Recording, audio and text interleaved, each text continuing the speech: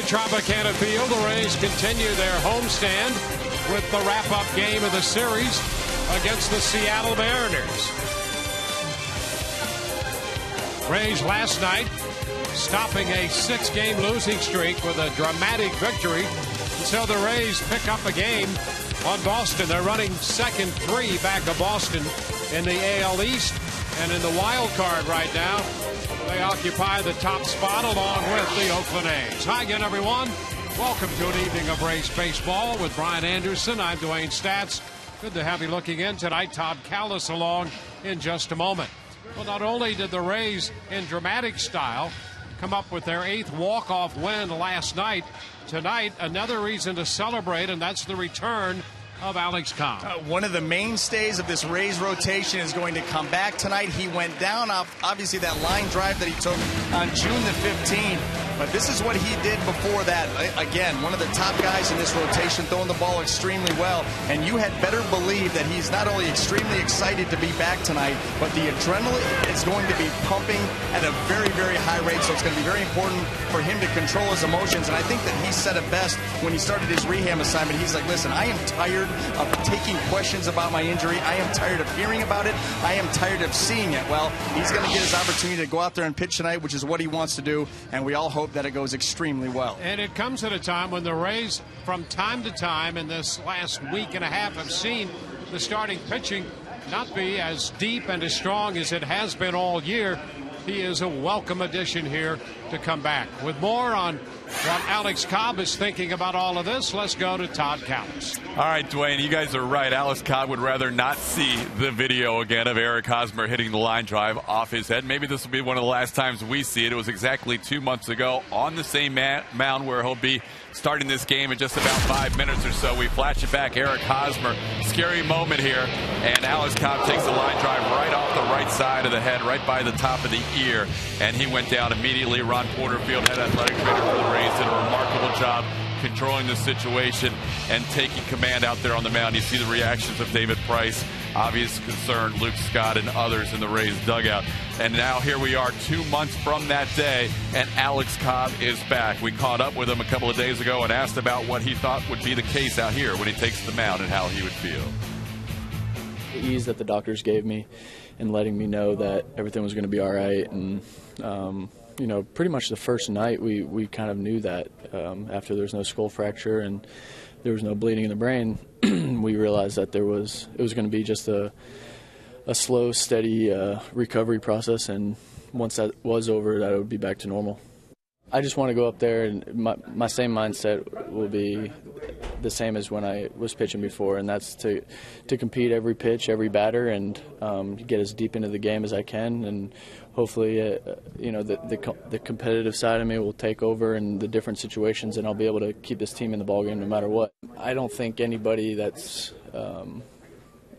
put on a professional uniform or even any uniform will want to be at a less caliber of what they were before an injury. That's just the human nature. You want to get back to the form you were in, and you know, I feel comfortable in that I will be able to get back to that form. So he's missed roughly about 10 starts, 2 months, made a couple of rehab starts for the Charlotte Stone Crabs, and there you see him live with less than 6 minutes to go. Alex Cobb makes his return to the mound here at Tropicana Field, exactly 2 months since leaving that mound on a stretcher after being hit by a line drive. About 90 pitches tonight is the count you should look for Alex Cobb. We're ready for baseball with Dwayne and BA right around the corner.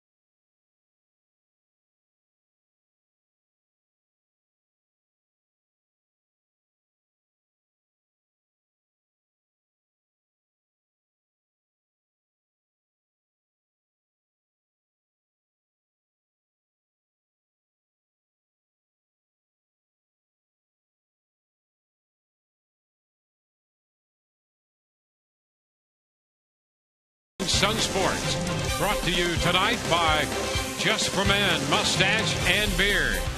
By Toyota, let's go places. By Coventry Healthcare, coverage so you can keep living the life you want. Go live, we've got you covered. And by Checkers, feast on. It will be the Rays and the Seattle Mariners in the rubber game of this series. There is last night's hero in the walk-off win. Rays put together a 5-4 victory. Back with Game 3 after this.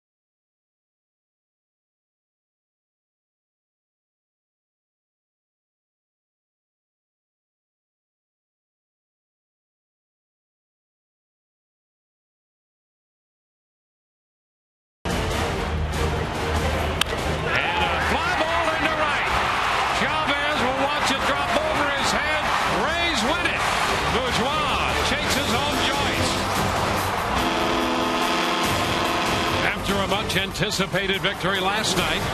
We welcome a much anticipated return tonight. For the first time in 60 days, Alex Cobb goes to the hill for the Rays.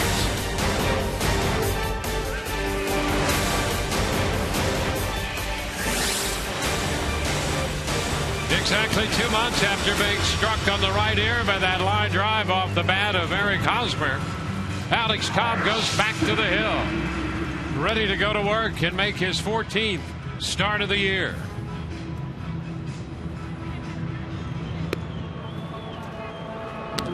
You see the season numbers here on Alex Cobb, brought to you by Coventry Healthcare of Florida. You can throw these out the window. Tonight for Alex Cobb, it's going to be all about managing that adrenaline that's pumping through the body right now. Anytime you're that long of a time off, 2 months, especially after what he had gone through, it's going to be all about managing those emotions, controlling those emotions, and there's no better way to do that than to just get out there, get locked in, get that first pitch out of the way, and then go to work. And here's the lineup he'll face tonight, brought to you by Sweet Face Supermarkets. Brad Miller leads it off again, followed by Nick Franklin and Kyle Seager, the third baseman, hitting third. Kendrys Morales is the DH with Raul Ibanez in left. Justin Smoke, the first baseman, hit sixth. Michael Saunders out of the seventh spot ahead of the center fielder Dustin Ackley. Henry Blanco, the catcher, will bat ninth against Alex Cobb.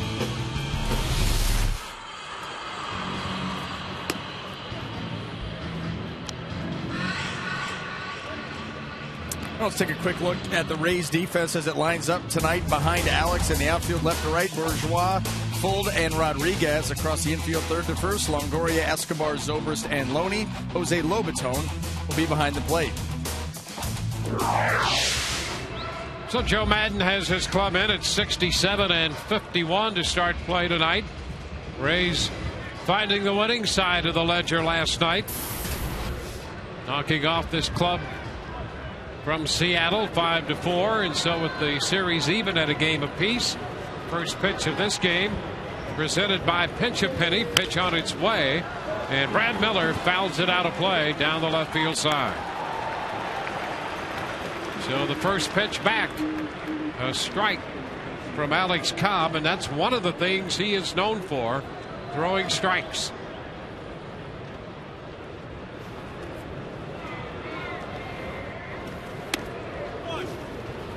High with the breaking ball. Alex typically with very good command, and that'll be something to look for tonight because he only had 3 rehab starts, and of course that first one cut short because of a blister. Only 2 pitches.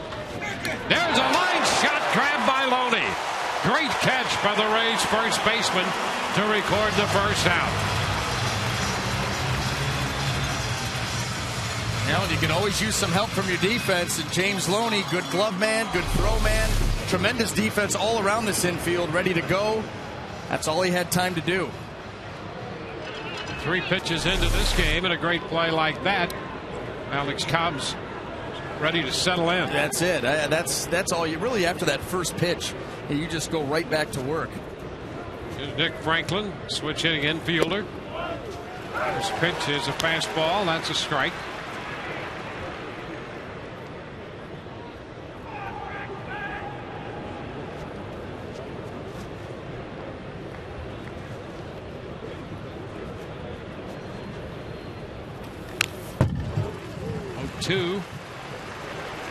Franklin fouled that fastball back. I think for Alex that right now is probably the most at ease that he's been all day long. It's the buildup, the anticipation of getting back out there. That's the worst part of it. You're right. It might be the calmest and the most, the pitch high, the most he's felt at home in 2 months. He's been anticipating this moment and getting into the game. Yeah.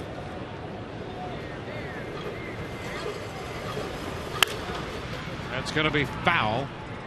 Still 1-2. You know, you heard him in his comments say that the night that he got hit, when there was no bleeding on the brain, there were no skull fractures, that he knew that he was going to get back, but that it was going to be a long, laborious process. So even at that point, you're already starting to anticipate that chance to get back out on the mound in a big league game. And 2 months it takes. Now that you're finally out there, deep breath, doing what I love to do.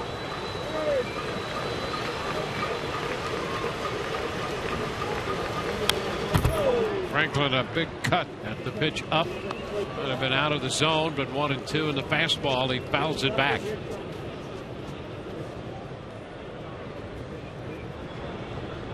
Now Cobb had the concussion that led to the vertigo symptoms.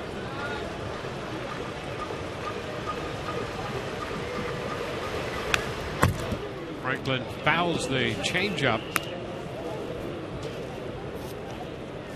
So it's still a ball and 2 strikes to the second baseman of the Seattle Mariners.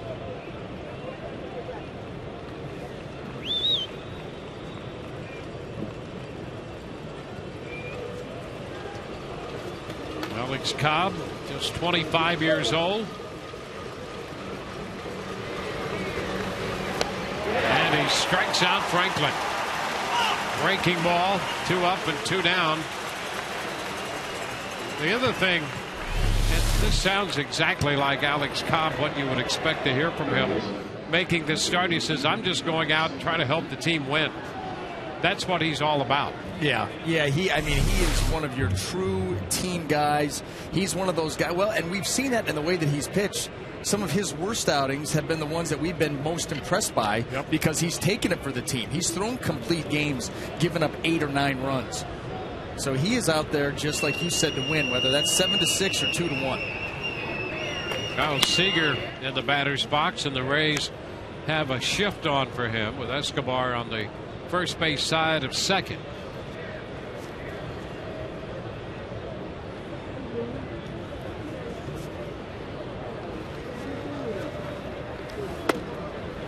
That's a strike. Seager going forward, really the centerpiece of the Seattle lineup, and the guy they anticipate will be around for a long time and be very productive. 2 balls and a strike.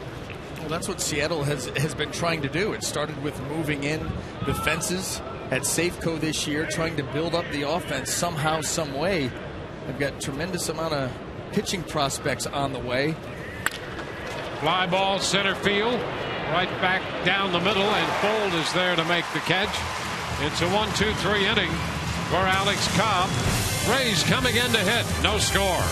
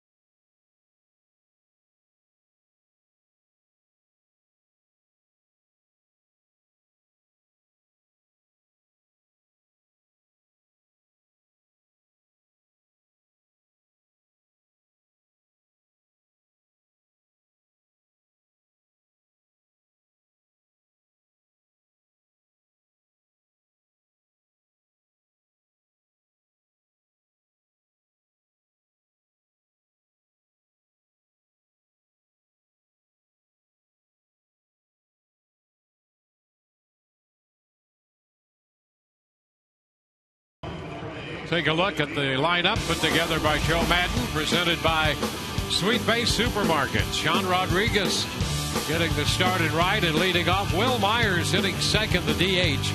Evan Longoria third, with Ben Zobrist in the cleanup spot. Yudel Escobar up hitting fifth in front of Jason Bourgeois, the hero of last night's game.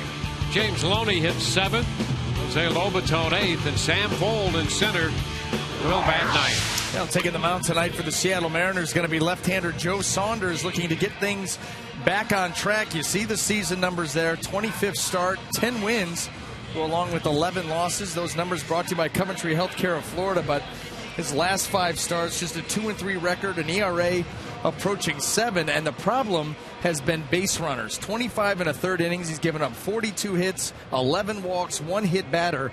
And that all adds up to 54 base runners in 25, a little over 25 innings. Just too many chances for the opposition.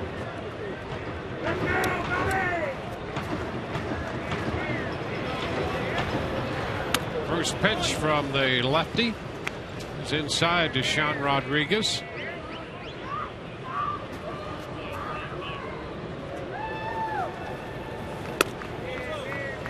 Saunders has been tough on left-handed hitters this year. Right-handers hitting over 320 against him, and as a result, this lineup heavily right-handed. High fly ball to left. Ibanez out there in left, waiting for this one to come down, one away. Well, let's take a quick look at that Seattle defense as it lines up in the outfield left to right. Raul Ibanez, Dustin Ackley, and Michael Saunders. Across the infield, third to first, Kyle Seager, Brad Miller, Nick Franklin, and Justin Smoke. Henry Blanco will handle the catching duties.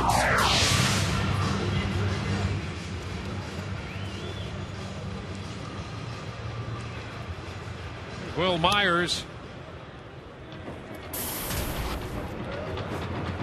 Will connected last night for the 9th time this year. So one hopper deep short. Miller's throw is in time. Myers out on the first pitch. Now, if there is one thing that you want to look for with Joe Saunders, and that is first pitch strikes. Very important to a lot of pitchers, to most pitchers, but to Saunders, it is extremely important. You like to throw these numbers out there when they're eye-opening, but after he gets ahead of a hitter 0-1, on-base percentage is .266. He falls behind 1-0. The on-base percentage then goes up to almost .450. A huge swing. He needs to pitch ahead, and I mean right from Jump Street. First pitch to Longoria is down and in. A ball, no strikes. And with the breaking pitch to Evan.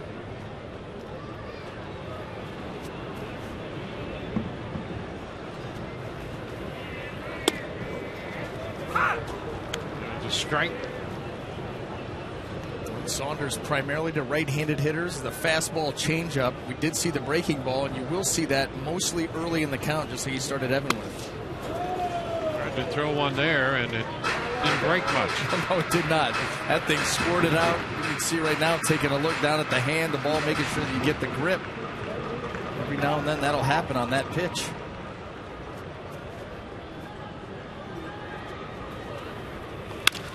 Ground ball right to Franklin at second. It's flipped to first, and it's a 1-2-3 inning. Top and bottom. On to the second, no score.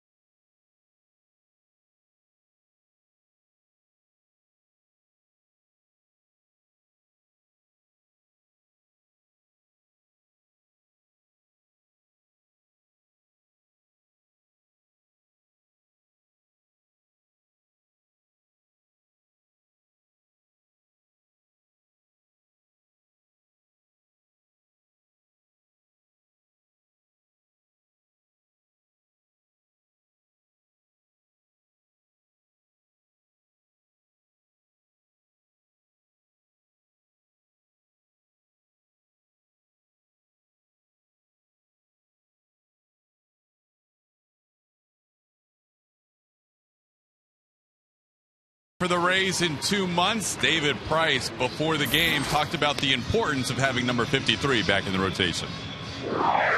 Before Alex Cobb went down, he was one of the best pitchers in baseball. He really was. And just watching what he was able to do, every 5 days, when he took the ball out there for us was, it was unbelievable. I haven't seen that many swings and misses ever, on the baseball field. And I feel like I've played with some pretty good guys, and just the amounts of swing and misses that he was able to get, and just, nobody seemed comfortable in the box against him. And I really feel like he was one of the best pitchers in baseball at the time before he went down, and getting him back out there on the mound for us every 5th day is definitely going to be a pick-me-up. And David Price with some kind words about Alex Cobb, guys. Pretty good assessment of the importance of Alex Cobb to this rotation by David Price.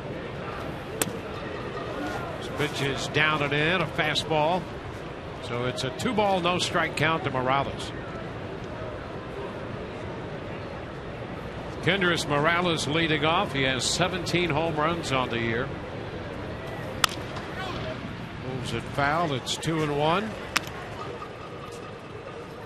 Not a lot of at-bats against Cobb in this lineup. Morales has 5 career at-bats against him. He's 2 for 5.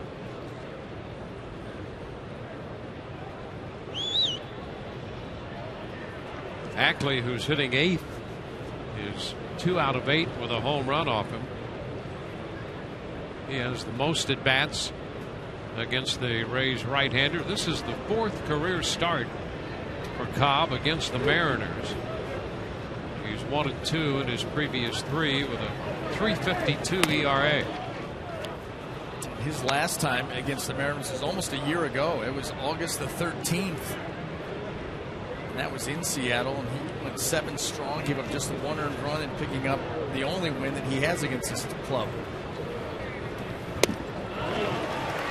Yeah, that's just 2 days before the Rays were victimized by Felix Hernandez in that perfect game last year. Today, the anniversary of that. Yeah, wow, and what a game that was. I mean, Felix Hernandez, talk about being locked in. Maybe the best pitched game I've ever seen. And I can remember us talking 3rd, 4th inning, saying, uh-oh. Yeah, this guy's got a chance. That was early. Fly ball toward right center field. That's got some carry on it.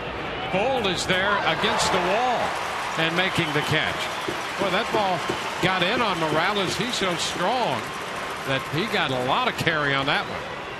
You know, that was the second one, and you're right. I didn't think that ball had any chance out there in right center field. You see Morales pulls the hands through, able to get part of the barrel of the bat to that, get it out deep into right center field. But there was another ball the other night, might have been last night's game, where it was just a reach swing and went out to right center. They got to turn the AC down here.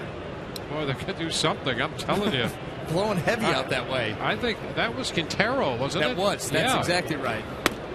Yeah, he reached out and hit the ball to the warning track. Yep. And that got a lot of carry, and so did this one off the bat of Morales. Strike the count to Ibanez now.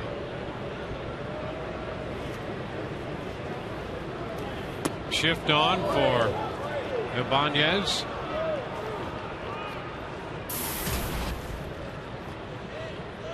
One and one the count.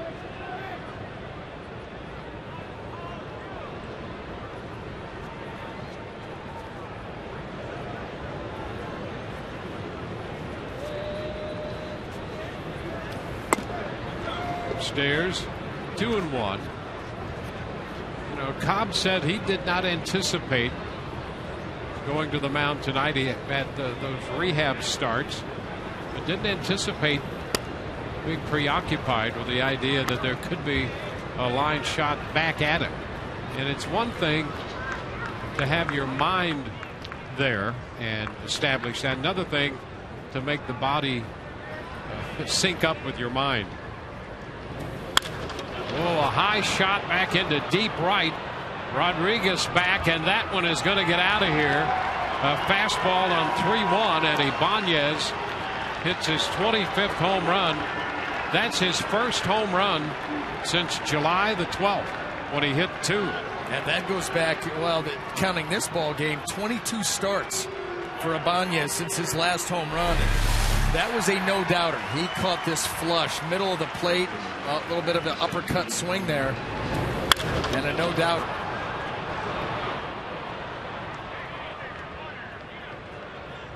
The Mariners have hit a lot of home runs this year.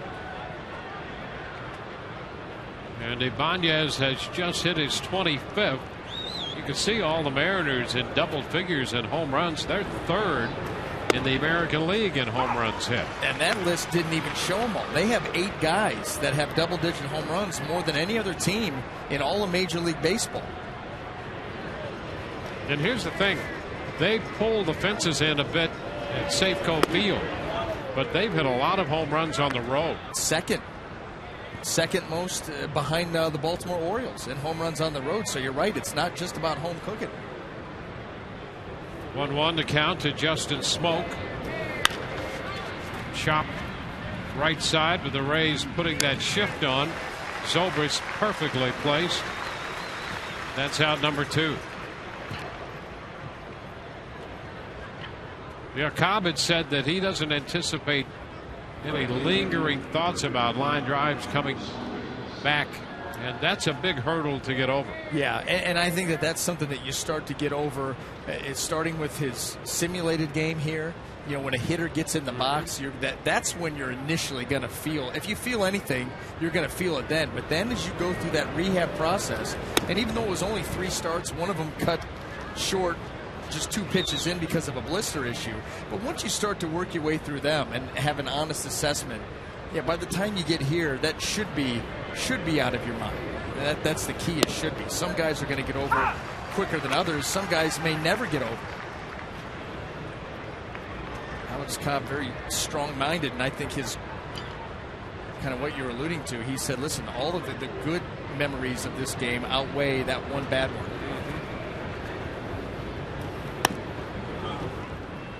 2-1. That's consistent with the way he goes about his business.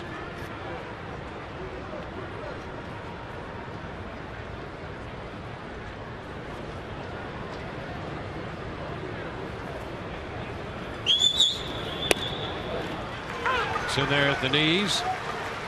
Off speed, changed up on him, and it's 2-2.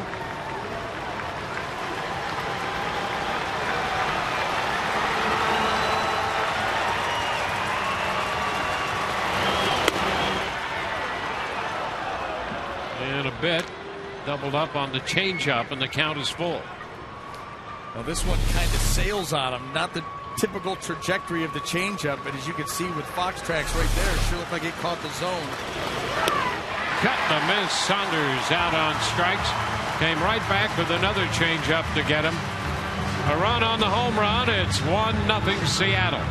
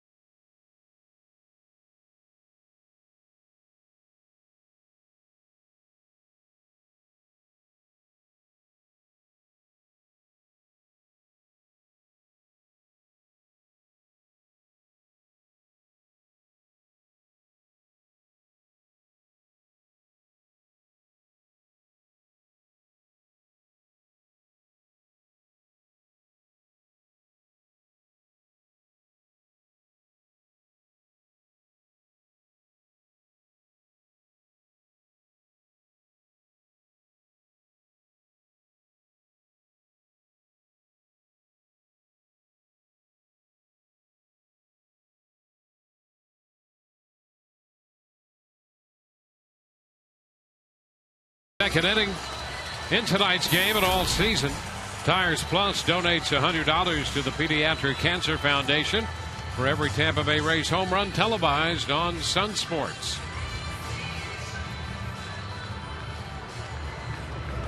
Well, Ben Zobrist goes from the leadoff spot the last couple nights into the cleanup position in Joe Maddon's lineup. Escobar to follow, and then Bourgeois. Upstairs, ball 1. It was Ben Zobrist who got it started last night for the Rays in the 9th inning of Farquhar. 2-0. Rays facing Joe Saunders, 32-year-old lefty. He's fared much better at Safeco than he has on the road. Given up about a run and a half more for 9 innings on the road than he has at home. 2-1 here to Ben Zobrist. We'll even the count.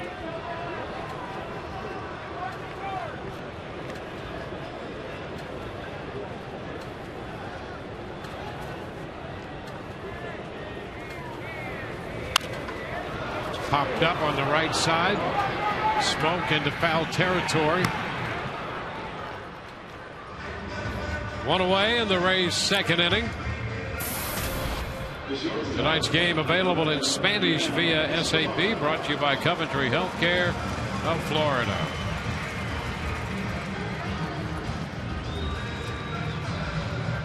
Yunel Escobar.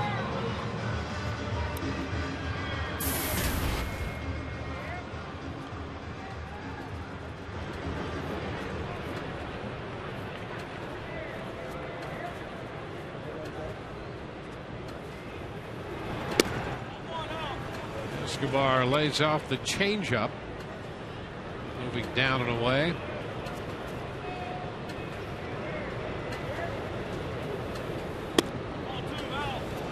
Stayed wide. 2-0.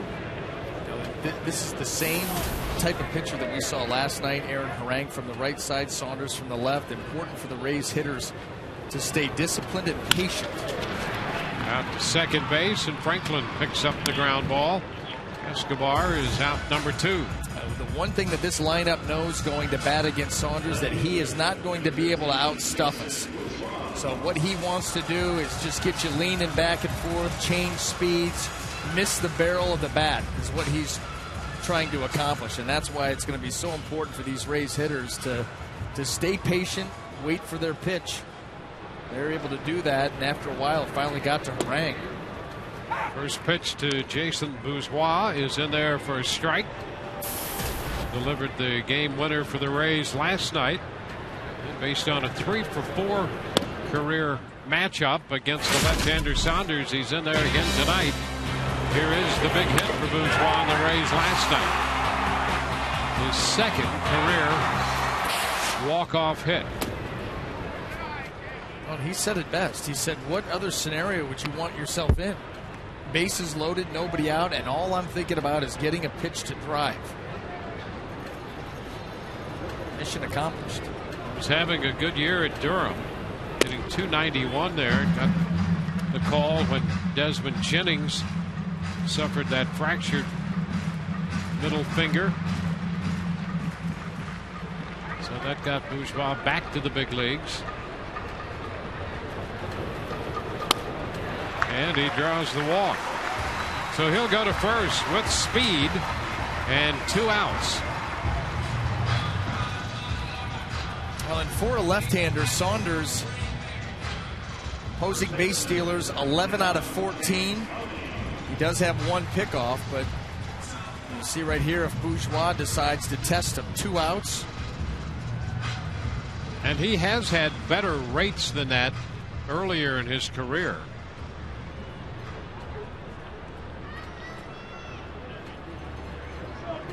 James Loney will be the hitter. Bourgeois sets up for the lead. Fastball is too high. Well, with left-handed pitchers, you know, they've got a great pickoff move. A lot of guys are going to be flat-footed as soon as they get over to first base. But if they don't, then it becomes time to home plate because you're going off first movement.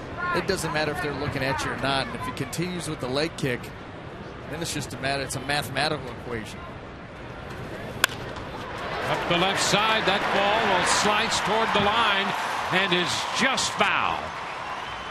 Loney making a bid for an extra base hit, and with Bourgeois' speed, this could have been a tie game in a hurry. You see how close it is. I mean, maybe a foot and a half.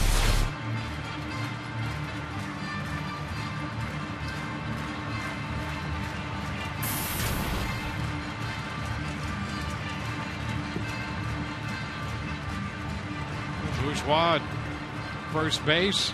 We mentioned last night he, as a kid, played baseball with Carl Crawford and Michael Bourne over in Houston growing up.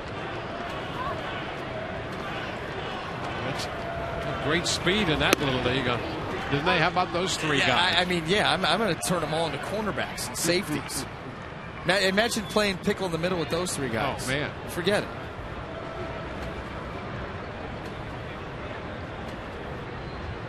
Put those guys in an outfield, try to get one in. Yeah, right. Good luck. Over to first, and Bourgeois back in.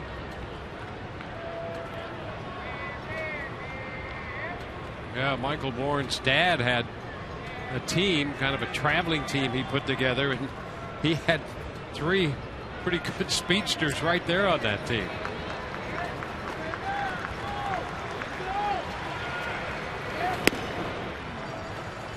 Two balls, 2 strikes now.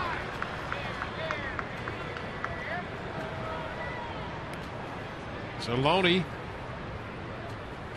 in this lineup against the lefty. Rays have stacked this lineup with essentially right-handed hitters except for Loney and Pohl, and Loney's hitting .333 against lefties. Sam Pohl .366. So that's why those 2 left-handed bats would be in there.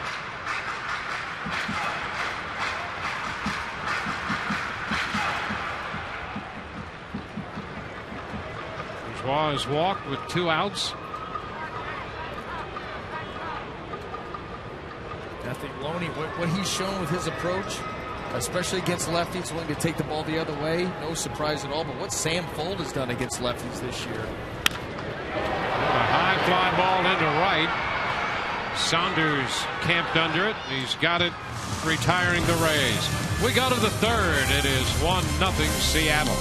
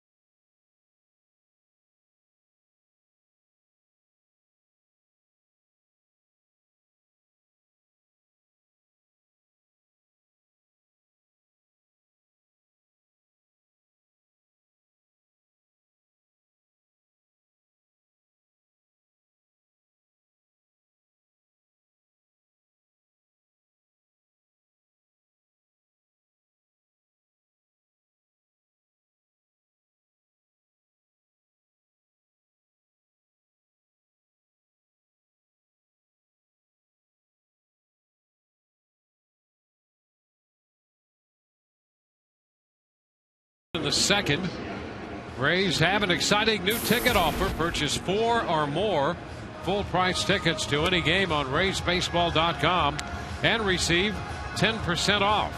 This offer applies to any seating category and is available online only. Some restrictions apply, so grab your friends and save. For tickets and more information, visit RaysBaseball.com.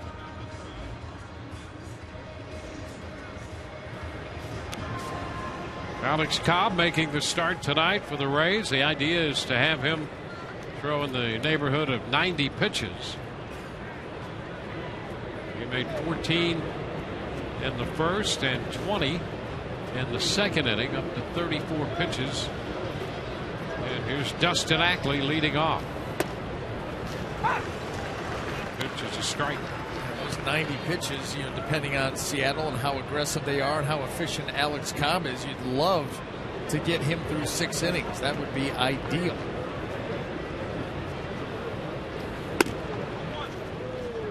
One ball, 1 strike.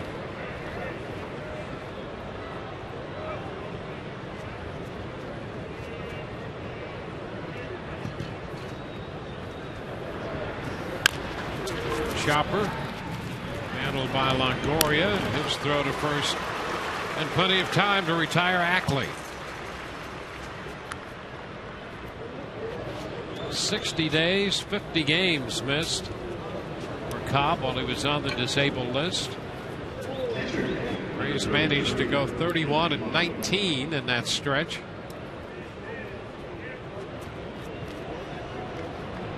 They'll get Cobb back. We'll have to wait and see on Matt Moore. Henry Blanco fouls it deep down the left side. It's well out of play. And a nice catch right there. Converts into a souvenir.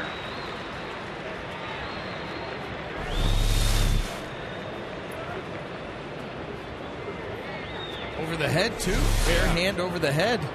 A shot by Blanco. Well done. Ground ball. Glove by Longoria.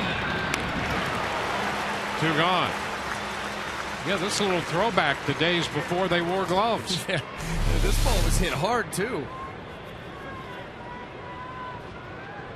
Good form. Fundamentally sound.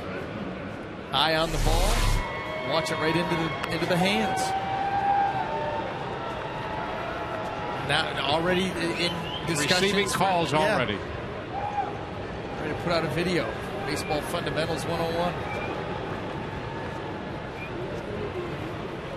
Now Brad Miller.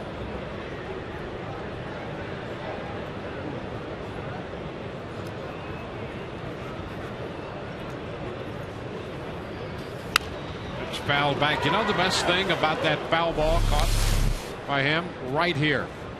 How great is that? Hero. That's the best moment of all.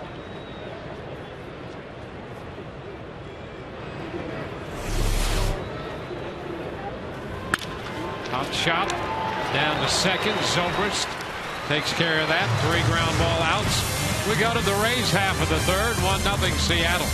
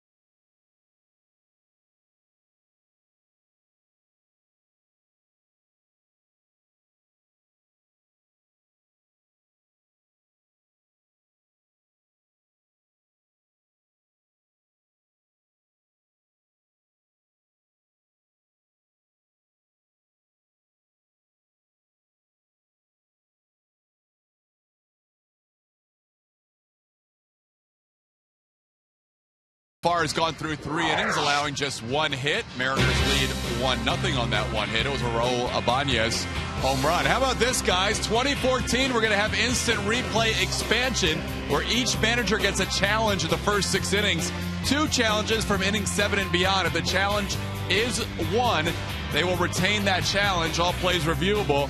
And our text poll question tonight brought to you by AT&T. Our Twitter poll question, I should say. Do you like expanded replay? Hashtag TB1, you're in favor of it. Hashtag TB2, you're not in favor of it.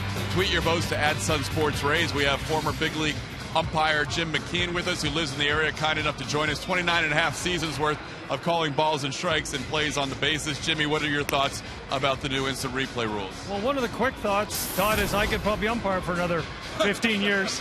Now that we got instant replay, I don't have to get them right anymore. It's going to be very interesting. I think it's good. I think any way we can improve the game, I think that would help. Now, I haven't read everything, and everything really hasn't come out, so I couldn't see everything exact. I saw a couple of things that are a little skeptical, and, you know, we talked about live balls. Yeah. That's going to be a huge problem where you place runners when you reverse a call. And there's so many things with when reversing a call is, you know, does a runner fall down? Did they put a runner in for speed to try and score him, and we can't score him because the rules have changed, and all that's going to be very difficult to do. I know they're going to work it out. The thing that scares me, I wish they would have done it just a little bit at a time instead of throwing everything right off the wall in 2014 and going with it. And I'm not too excited. I don't know how this is going to work about a manager throwing a red flag out in the field. I just don't know why. I just don't think. I've seen that in baseball before, but I'm not sure I'm going to like that. And we'll see what happens. You know, do you have umpires looking in New York at the plays and relaying back? There's a lot to worry about. And the one thing that I really would not like is the gamesmanship. If we get gamesmanship in there where, you know, they're keeping their challenges and throwing them to get a pitcher warmed up and stuff like that, that's a big problem. And that's the things they're going to have to work out. I know they're going to go to the Arizona Fall League, and they're going to try it out there and see what happens. But the Arizona Fall League isn't the big leagues. Jose Lobaton walks to lead this inning off, bottom half of the third. Jim, take us through one of those scenarios that you're kind of describing that could cause problems when trying to place runners in a live ball situation. Well, a situation would be if there's a trap ball in center field and the umpire calls an out and the bases are loaded, and he actually didn't catch the ball, and we look at the replay, it bounced. Now we got to place all these runners had he not caught the ball, which he didn't. Now, say Joe Madden puts in a pinch runner at first base, a real fast guy, and, you know, he might have scored on the play. We're not sure. Do we score him? Do we not score him? And that's going to be the difficult part. And you know as well as I do, Todd, just the last couple of games, there's been guys falling down, overrunning the bases. Guy could go from second to third, fall down. Maybe he would have been out. Where do we place him? It's not going to be as easy as everybody thinks. And one of the big things that you brought up to me, and I didn't even notice this, is if they get their challenge correct, they keep it. Now, to me, that's 25 challenges a game. We're going to be here till midnight, and you'll be getting paid overtime. That's what's going to happen. Do you think it's going to take away the banter, the what we've gotten used to over the years of the manager and umpire arguments? You know, Todd, that's a great question, because arguing with the managers and the players and the umpires is a big part of this game, and the fans like it. It's pretty exciting for everybody, and our game is moving slow enough as it is. And you know as well as I do, we've seen Joe Madden go out there and other managers and get into an argument with an umpire. And as he comes off, he gets a standing ovation. And people are actually standing, you know, and it's exciting. It's part of the game. I'd hate to see it cloned. And this is the way we're going. You know, replay could slow the game down. I hope it doesn't. There's one more point that we could have is the weather conditions. You know, in the ninth inning, they throw a flag on a play because they've got it and it's snowing. And the Rays are winning 2-1 against the Yankees, you know, snowing in October, whatever. And, you know, we go look at the replay for 90 seconds and come back and the field's full of snow. There you go. That's another angle. Yeah, that goes in the gamesmanship you were talking about earlier. Which I wouldn't like to see. Well, Sam Fuld grounds into a fielder's choice. Guys, there are a lot of issues with the new potential expanded replays for 2014. We're kind enough to have one of the great voices of reason who was behind the plate for all those years in the big leagues, Jim McKeon. Guys, back to you. Yeah, you know what? I agree with Jim right down the line. I'm ready to nominate him for the next commissioner. Commissioner Selig's thinking about retiring. Jim is well-spoken there, well thought out, and I just agree with almost everything he said. That's because we went over every one of those scenarios up here about an hour ago. Yeah. I mean, that's what's going to kill you, are the live ball situations. You know, and he brought up the one where, you see right here, they got Sam in trouble. And the throw back to first gets away, and he's back in there safely.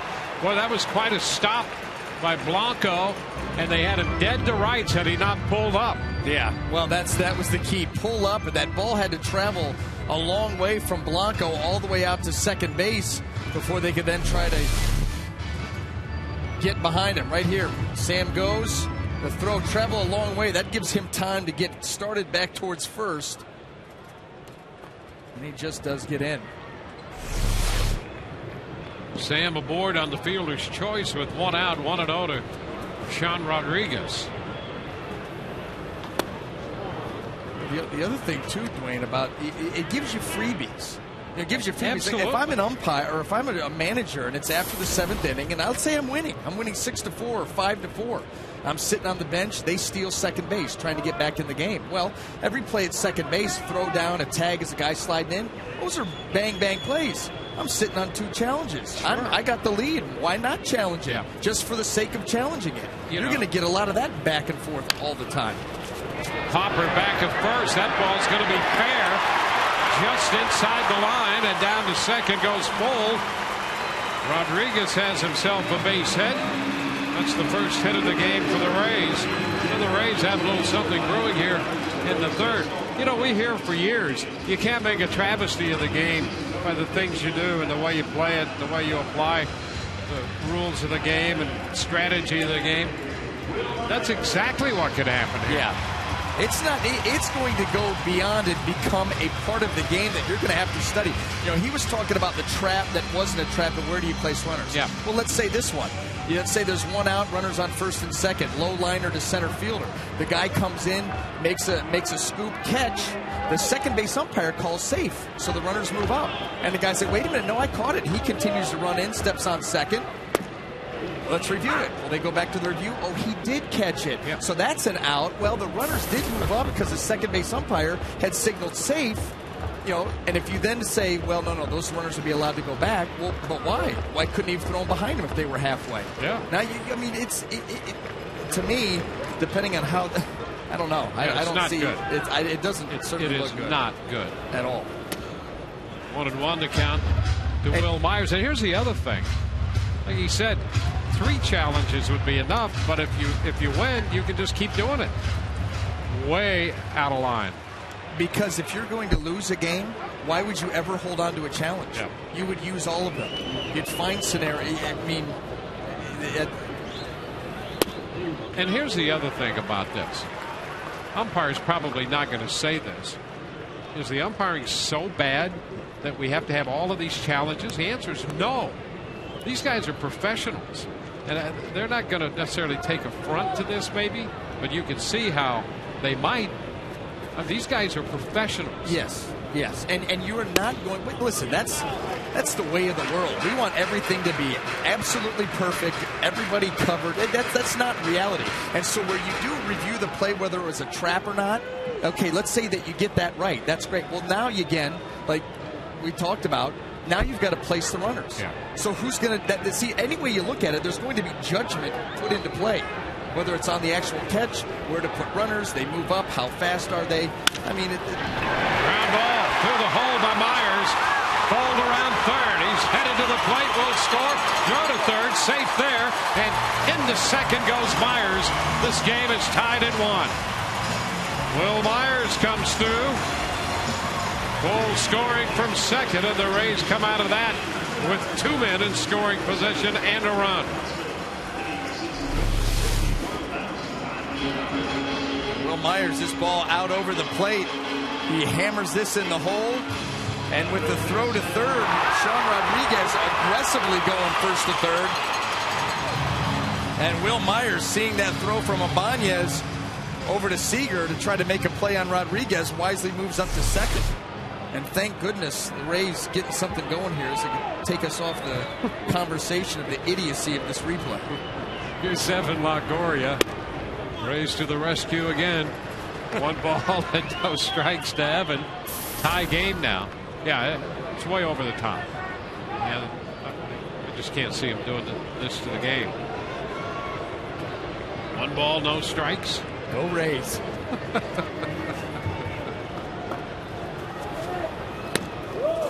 Pitch popping away from Blanco inside, and it's a 2-0 count. The walk to Lobatone started it. Full reach down a fielder's choice. Sean Rodriguez dropped the base hit up the right field line, and then Myers singled into left, giving the Rays their first run, setting up 2 men in scoring position for Longoria.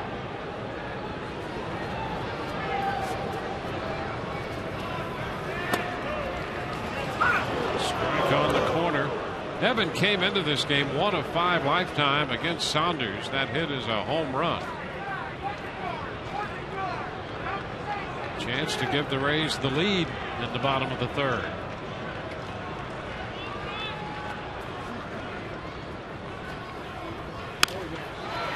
third. Longoria's out at first. Seager and Rodriguez playing a little cat and mouse game there for a moment. I want to tell you something. I'm sorry, but that's funny. Kyle Seager makes a play on this, and he goes to a full arm fake. Who is he going to throw it to? This is great. He arm fakes right at Sean Rodriguez. who is that? Who is that throw going to? I mean, I like the idea. That's outstanding. Wait, look you back, pump fake you,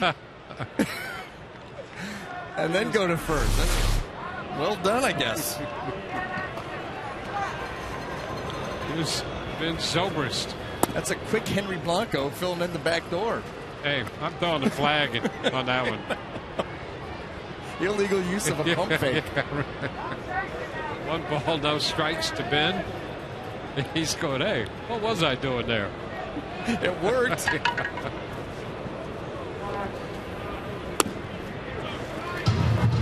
2-0.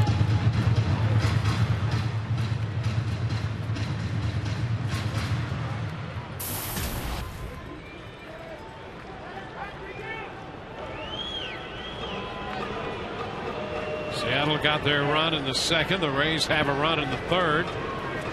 Zobrist up in the count. And down he goes, fouling this one. He hammered that ball off that front leg. Maybe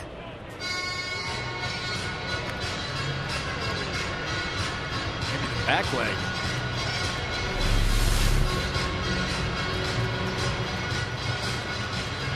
The back knee.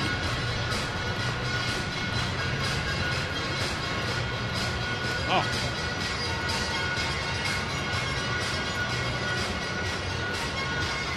That's not easy to do. Guys wear those protective devices on that front leg around the ankle area, but to get them outside of the back knee.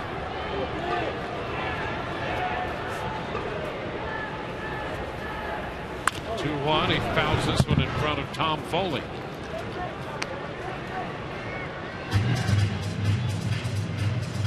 He's facing Joe Saunders, 32-year-old left-hander. It's his third start in his career against the Rays. He's 0-2 against them. He's .759 earned on average coming into this one against the Rays.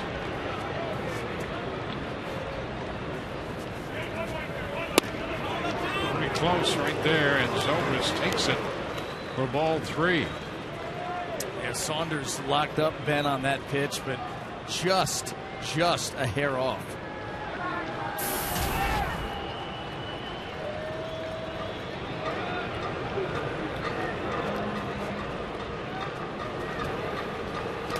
That's ball 4, popping away from Blanco. So Zobrist goes to first. That loads the bases for Yunel Escobar. Well, Escobar has had some success against Saunders. 4 of 9 coming into the game in his career off this lefty. Grounded out to second his first time. So a nice opportunity for the Rays if they can do it with 2 outs in the third.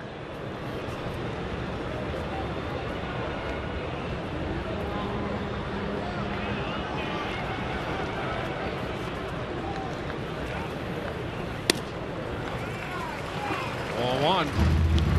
Let's start up with a curveball.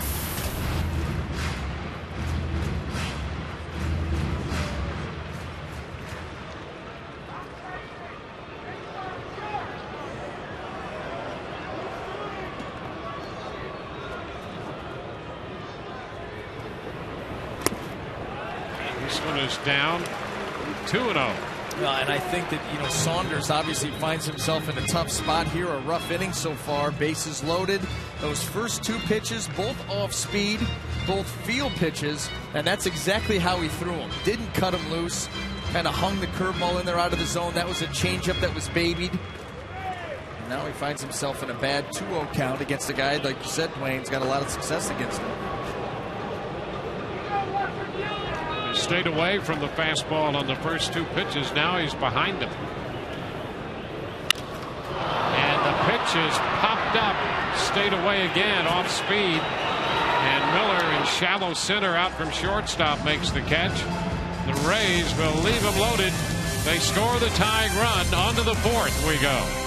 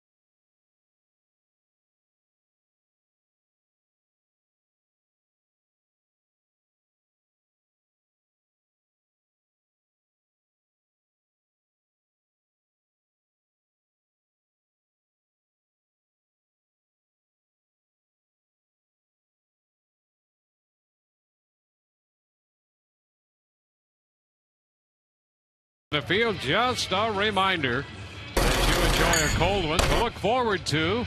Miller time later in tonight's game, brought to you by Miller Lite.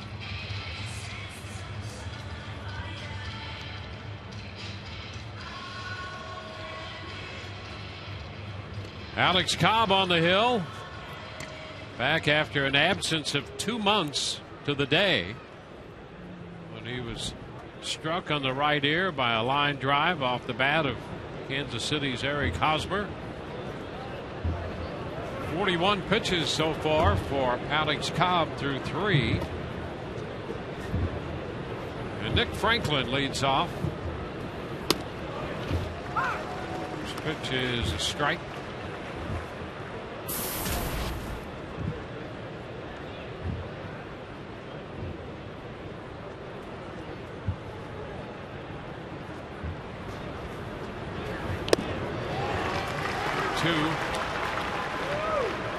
Some young infielders on this Seattle club with Miller at short, Franklin at second. Seager is settled in at third.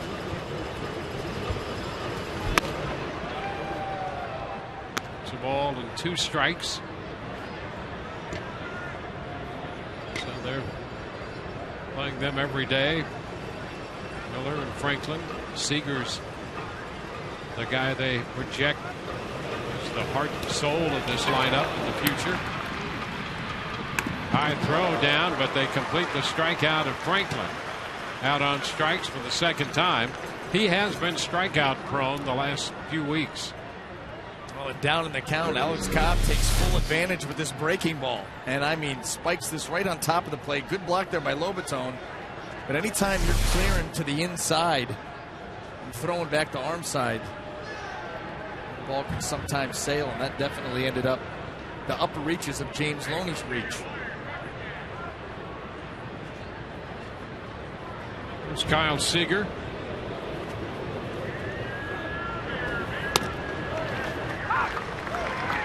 It's a strike.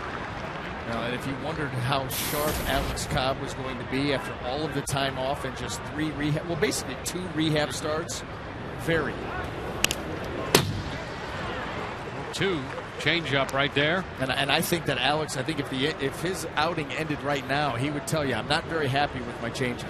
He said it has not had the normal action that he gets usually, but the change of speed has been good enough. But he'll tell you, not real happy with that pitch, but the fastball location, command, and the curveball have been very good. 1 ball, 2 strikes.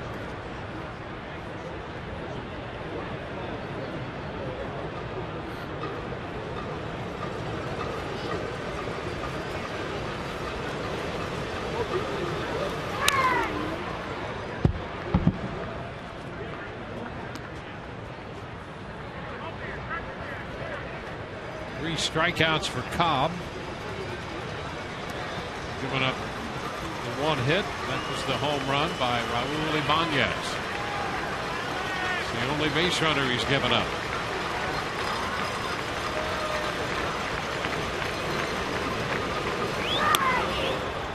Two and two.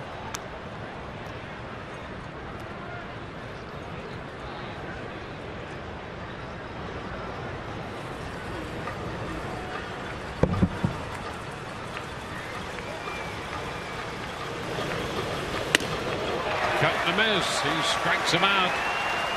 Fastball registers the 4th strikeout of the night. Well, nothing fancy here. Just 91 inner half and Seager underneath it. The ball had some late action. Started on the inside corner. A little bit of run. Out to 2. So 2 up, 2 down. 7 in a row, retired since the Ibanez home run. It's Kendrys Morales.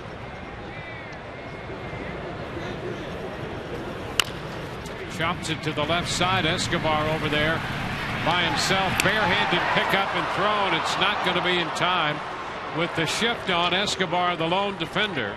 And Morales has an infield hit against the shift. Morales chops that ball the other way and chops it slowly. That forces a long run and a bare hand chance by Escobar.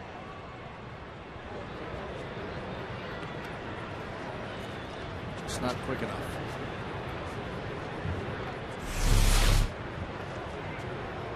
So Morales is aboard. And Raul Ibanez got ahead in the count 3-1 and hit a fastball into the seats. His 25th home run of the year.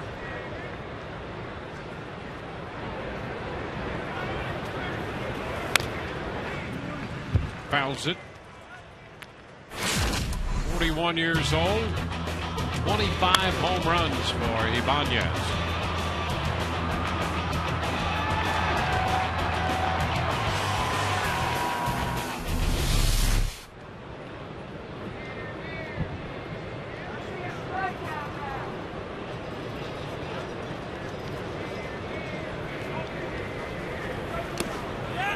Did. He went. The count is 2 strikes.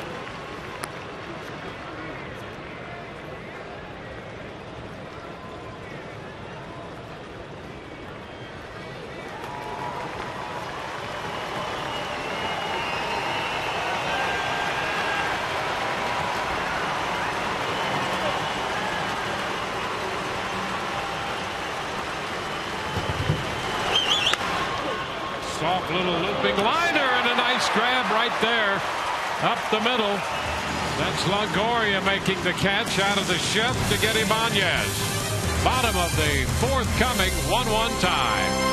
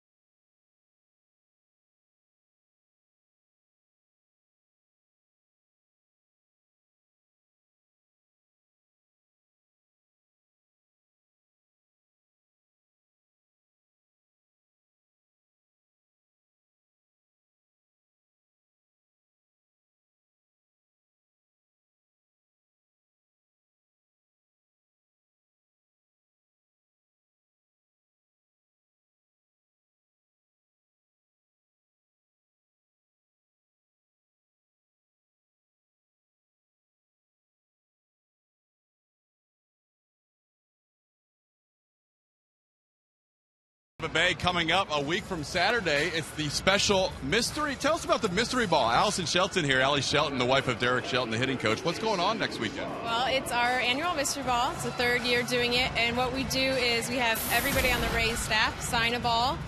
Plus, any team that we have played this year, we have the big names from each of those teams sign balls.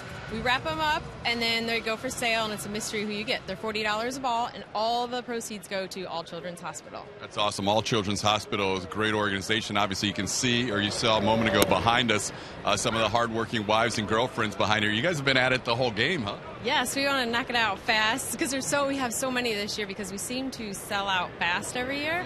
So we're always like, we need more, we need more. And then we also do the auction right outside of 106, right, where we have all the crazy items that you don't normally get from players. Nice. So something you may not ever see again available to the public. Right. Like we have a whole golf bag and shoes and towels signed by one of the players. We have an Adirondack chair signed by all the pitching staff. Just unique items, shoes, game, base, stuff, not just jerseys and balls, it's all kinds of stuff. So when the fans show up on Saturday, where do they find you guys?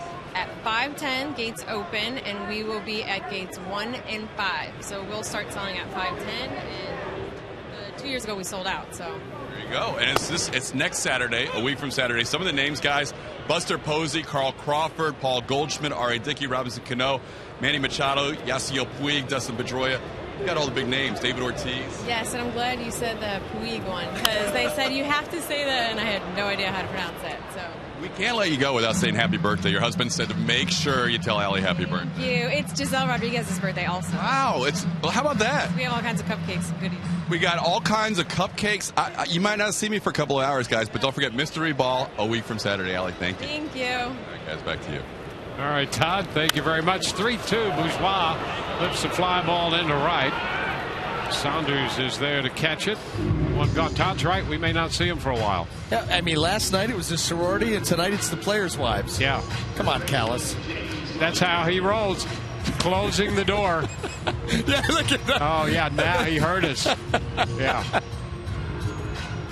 Yeah. Derek Shelton goes, what's Todd doing up there? He's trying to scrape out a couple more runs, and Todd's shutting the door behind him. That's right. Going for a cupcake. Or two. James Loney. 1 ball, no strikes. Loney lifted a fly ball into right his first time. And to third this time, and it's scooped by Seager. The throw to first.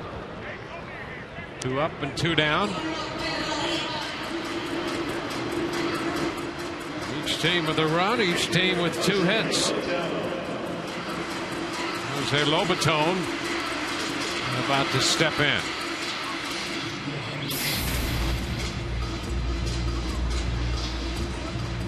Lobaton walked in the third when the Rays scored, and they also left the bases loaded in that inning. Meanwhile, Boston and Toronto, bottom of the 4th inning at Toronto. 1-0 Boston.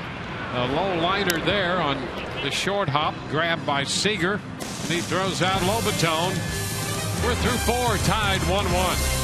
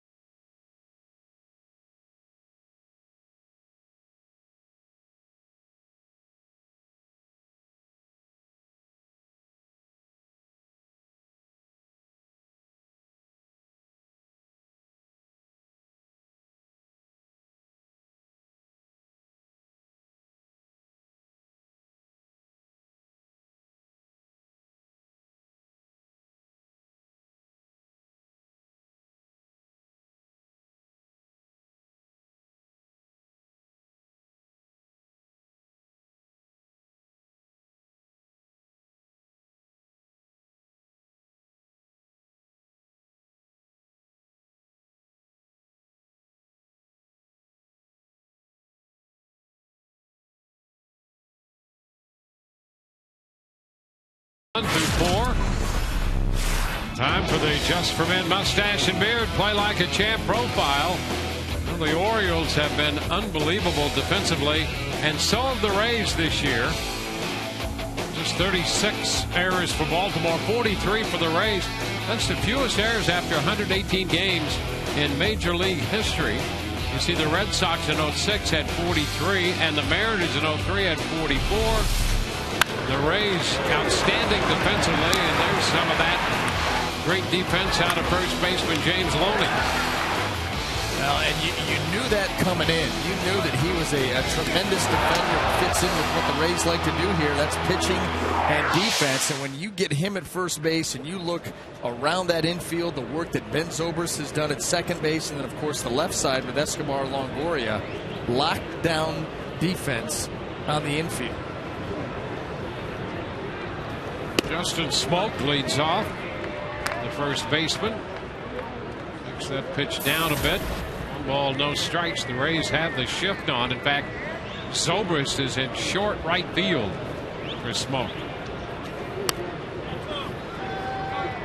Now, here with nobody on, nobody out, it's easy. You give Ben Zobrist a little bit of room to play with. Now the Rays will switch it up. That's Evan Longoria now headed over to the right side of second base. Escobar back to short. Big cut and a miss by Smoak. 2-1.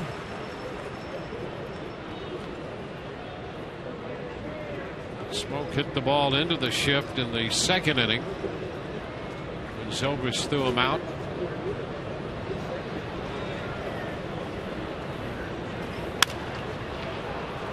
Slice out of play. 2-2.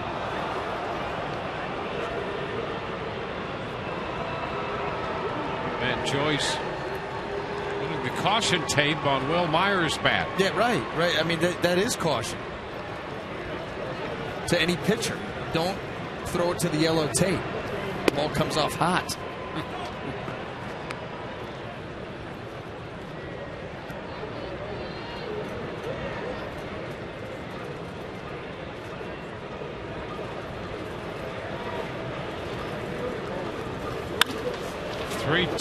Lined into right, and right there is Sean Rodriguez. Perfect positioning again. 1 away in the 5th.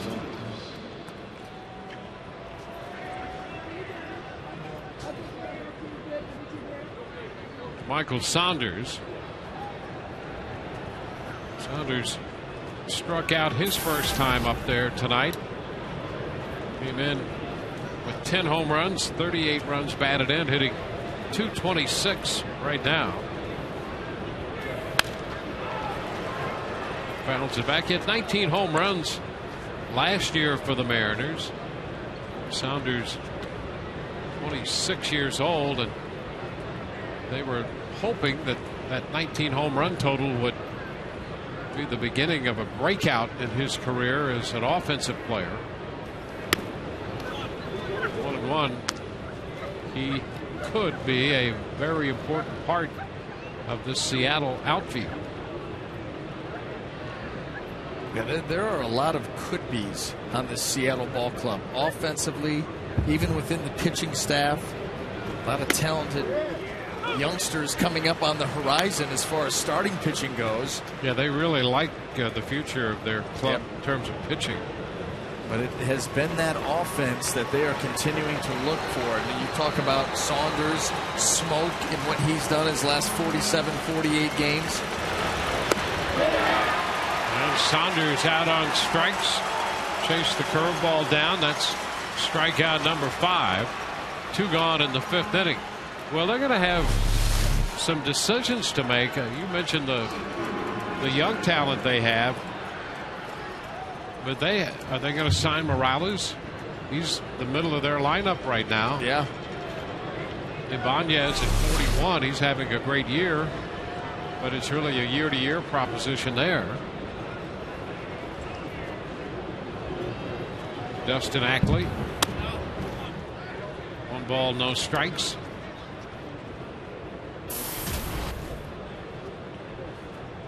Ackley playing center field recently. Count is 1-1. It's his 24th start in center field. There, 16-7 since he started in center field. 1 ball, 2 strikes. Spent some time at Tacoma.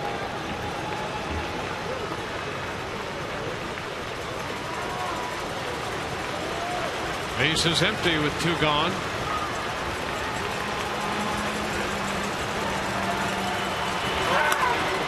Too high. 2-2.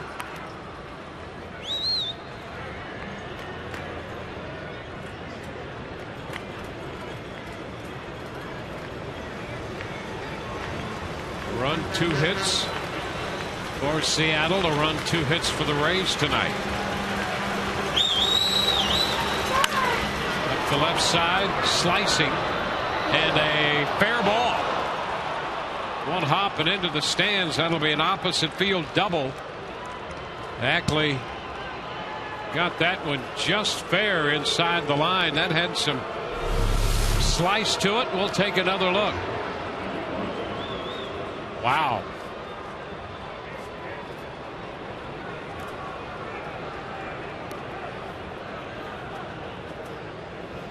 Looks like a foul ball. Toss the flag. Yep, need a flag. So Ackley gets a double on what the replay shows us was a foul ball. Who could be against all of those flags? And where do you keep it? I think you go. You got to go Belichick style and put it down. Joe Madden already wears the hoodie. Yep. So you go with the flag down on the sock, right where it's at. And here's the thing: do you fire it out on the field, or you just drop it over the side and motion towards it? A little weight on the bottom. Fire it out. Wow, that cost Lomas Brown eyesight in that one eye. Blocked here by Lobaton. 2-1.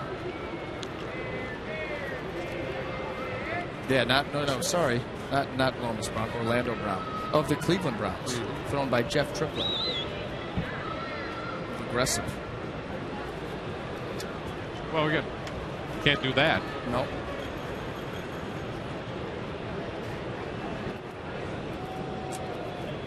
Still don't like the idea. No. Well, you know what? And thankfully that little mini rally by the Rays, because we could have gone on and on with scenario after scenario that are going to have to be ironed out. And by the way, this is 2 guys spitballing over dinner. Yeah. Wait till reality hits. And all of the... Listen, that's the thing about baseball. There are so many moving parts and variables, base runners, guys in motion. There's so much going on that when live balls are challenged, it will be a nightmare scenario. I promise you that. And there's ball 4 to Blanco. Well, the other thing it's going to do potentially is extend the running time of a game. Oh, without a doubt. I mean, the call that we just saw, that's an easy challenge. Foul ball, 2 outs, nobody on, go back and hit. I get it. That's great. Yeah. It's when that call, they rule that ball foul, and it's actually fair, and there's runners on. Now what do you do with them? Let's say it hits the wall, stays in play. They've called it foul, so everybody's pulled up, but yet it was fair. Now where do you put everybody? I mean, that's where it becomes the nightmare scenarios. And that's where, once again, maybe not the judgment of fair or foul has been called into play, but now the judgment of where to put it. Either way, there's going to be judgment on a lot of these replays. Well, you don't want to be judgmental. Someone's going to have to be. Well, now Brad Miller with runners at first and second. Yeah, there'll be a lot of conversation about that going forward.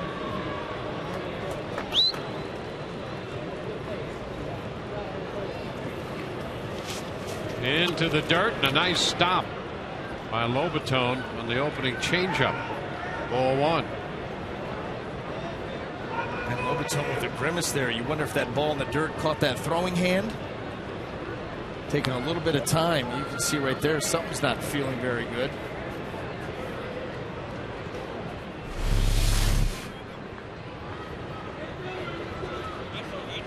did. Caught him right on that open, bare hand.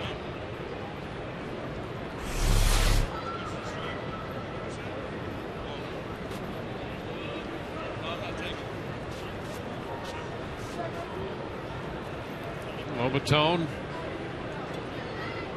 to get the proper feeling back into his right hand, doubling up that fist. A 1-ball count to Brad Miller. Turns away from it inside, 2-0.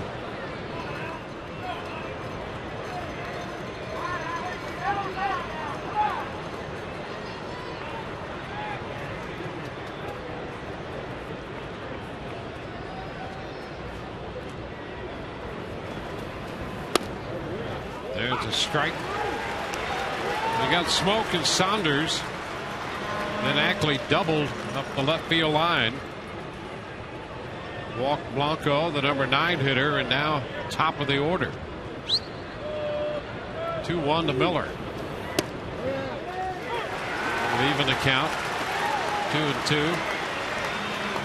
See Miller when he gets ready to hit. When he steps in.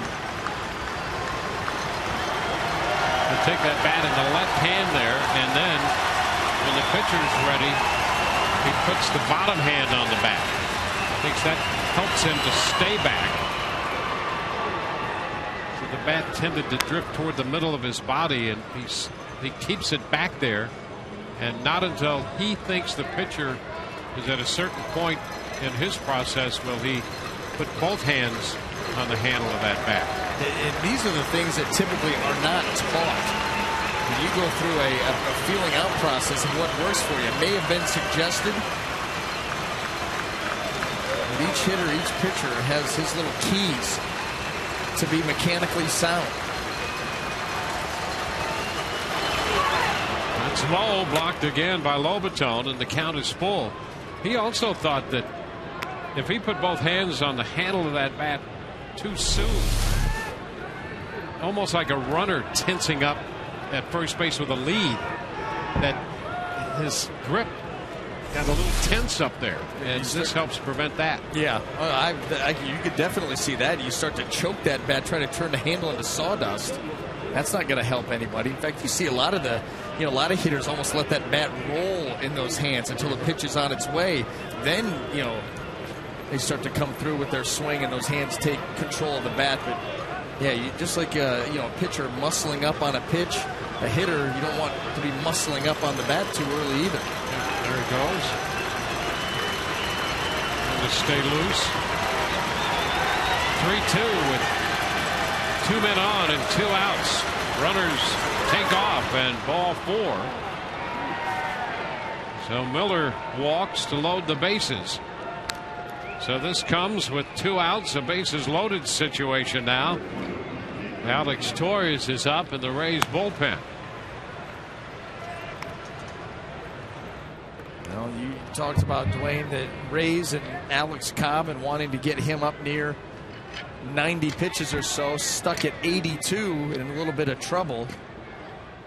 In that 5th inning, he was on a pretty good pace there, but yeah, he'd made only 55 pitches through 4. And you were hoping you could get him through 6. That looked like a distinct possibility. Maybe not now. Get him through 5 unscathed from here on out. Nick Franklin fouls it. Strike 1.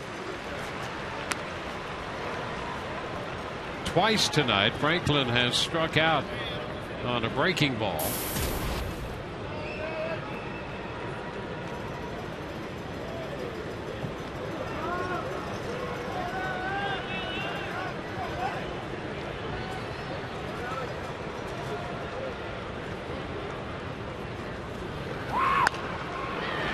Foul back. Now, and curveball, fastball, 0-2. And after going after that fastball right there, that was at the top of the strike zone. You may want to keep an eye out for that curveball coming right back once again. This will be the 30th pitch of the inning. And he goes up. And that's not a bad pitch right there by Alex Cobb. They wanted that ball in. and didn't get in, and it stayed up above the zone. But in an 0-2 count, that's fine because you've just changed the eye level of the hitter, and now you can come back with the split or the curveball. Whatever you've got a better feel for, up to you. But you've got to set him up 3-1. 1-2, and the changeup is a ball. It's 2-2. And that's why I think you've seen Alex tonight more with the curveball than the changeup, because that split change has been inconsistent. We've seen some very good ones. We've seen some ones sail on him. We've seen a couple that have cut on him a little bit. Big pitch right here, 2-2 to Franklin. Bases loaded. And we go all the way out. This is the 4th 3-ball count of the inning and the 3rd consecutive 3-ball count. He went 3-1, walked Blanco. 3-2, walked Miller. He's 3-2 to Franklin with the bases loaded behind him.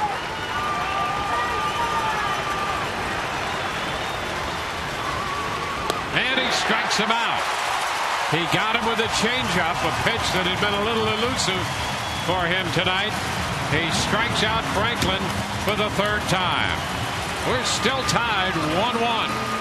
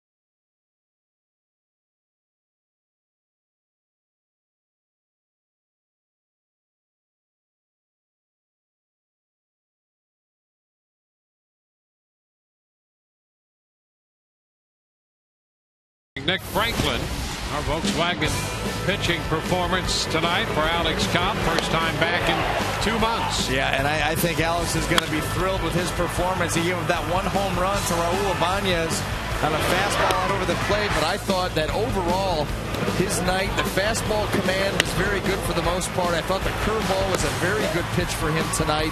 The changeup just a little bit elusive, and you saw that in that last at bat with Nick Franklin. 1 and 2, he threw 3 straight changes, 2 not so good.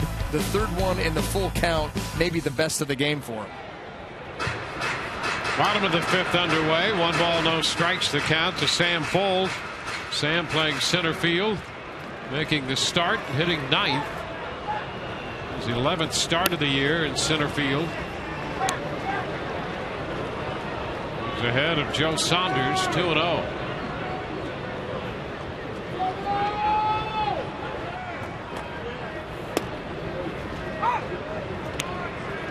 Sean Rodriguez on deck, and then Will Myers.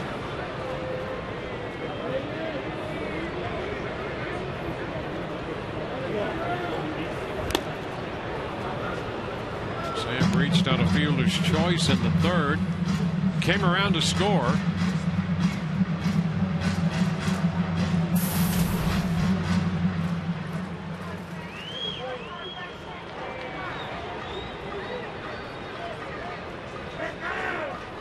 Two and a base hit up the middle. He had Saunders ducking, And Fold is aboard to lead off the inning. Saunders still on his knees on the front side of the mound.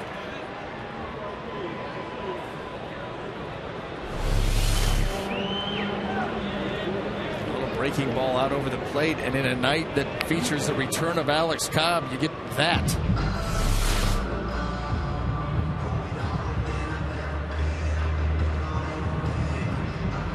So a close call there for Joe Saunders. Of course, Alex Cobb knows all about that all too well. Saunders collects himself a bit with Fold now at first. And in steps Sean Rodriguez.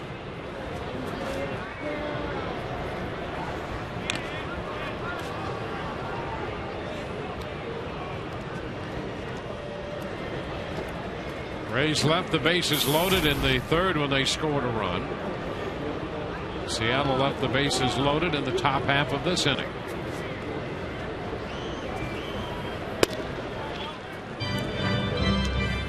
One ball, no strikes.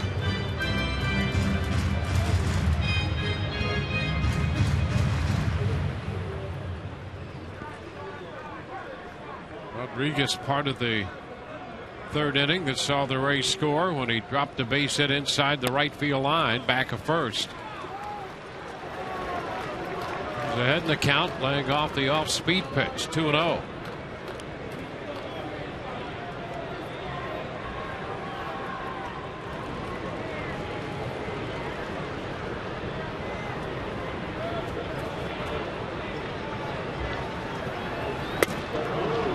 Cut up the fastball. 2 balls and a strike.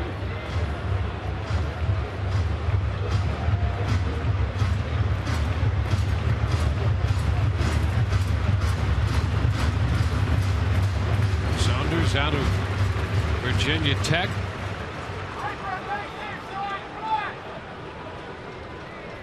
It's his 9th major league season.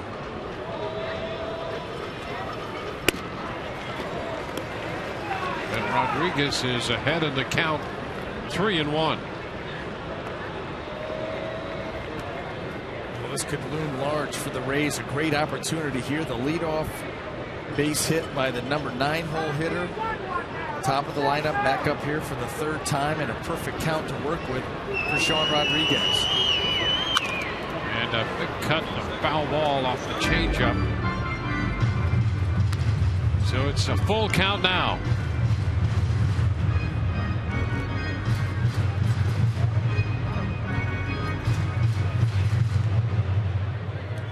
Saunders coming off an outing against Milwaukee. He pitched 4 1/3, gave up 9 runs, but only 4 of those were earned on 7 hits. And Rodriguez fouls a fastball. Came in 3-2 fastball. A big cut, but Sean fouled it.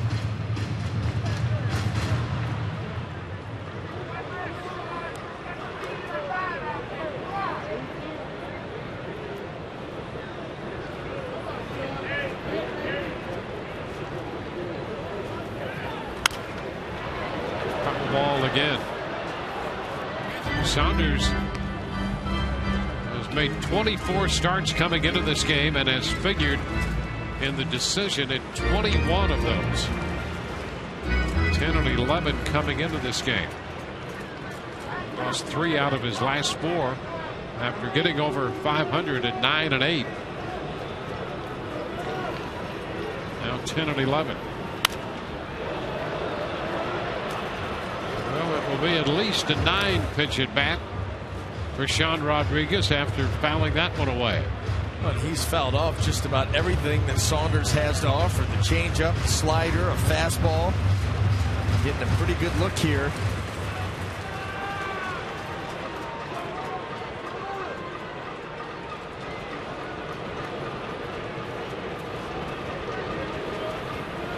Three-two, popped into shallow center. Franklin angling out.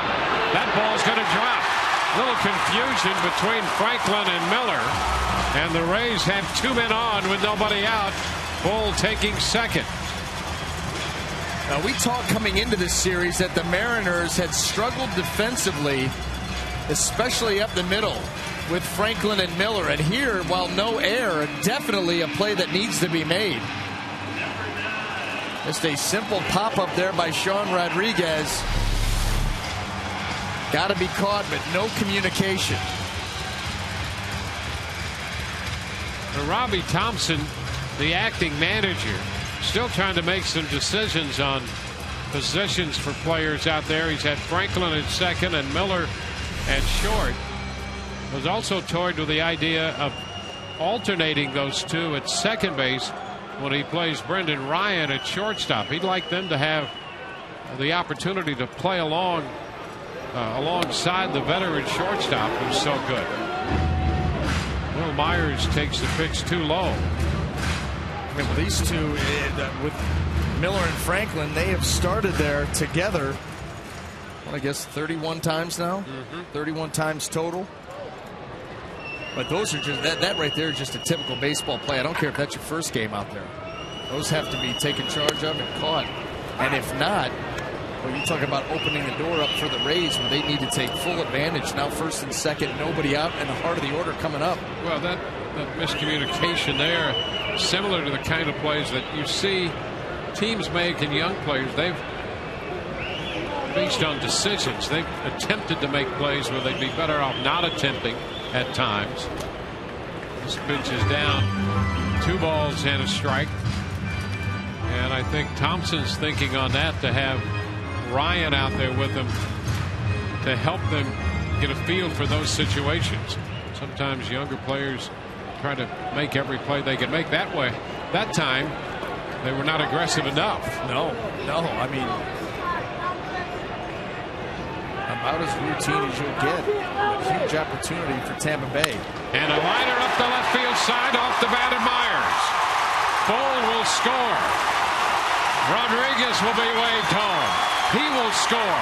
Into second, Myers, and the Rays come up with 2 to take a 3-1 lead.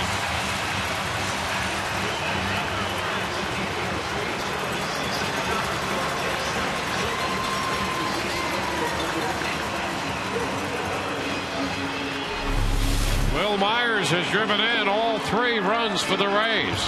Now he's able to stay back enough, elongate that swing, and get this ball right down the line into the corner. Sam Folt's going to score, of course, but Sean Rodriguez, with a great read coming off of first base, scores easily, and the Rays do take advantage and looking for more. Evan Longoria. He swings and hits one deep to left. Ibanez looking up, and it's gone. Longoria hits a breaking ball out.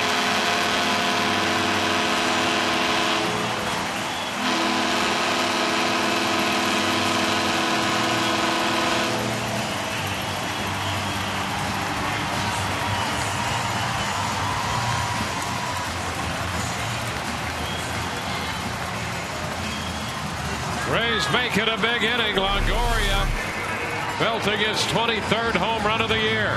Now just a spinner that gets absolutely destroyed. Middle of the plate. No depth, very little break. 2-run blast.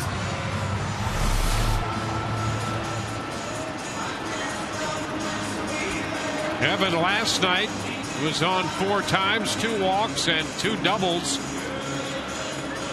Hits a home run tonight, a 2-run shot. And the Rays lead 5-1. Just like that, they got the break. They've turned it into a big inning. 4 runs home with nobody out.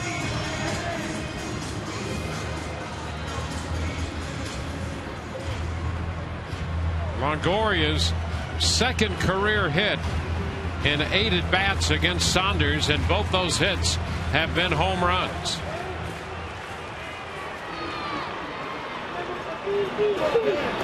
Now Ben Zobrist shortens on the bat, takes the pitch low.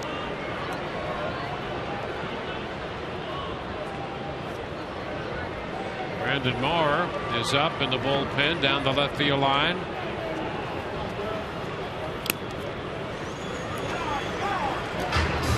2 balls, no strikes.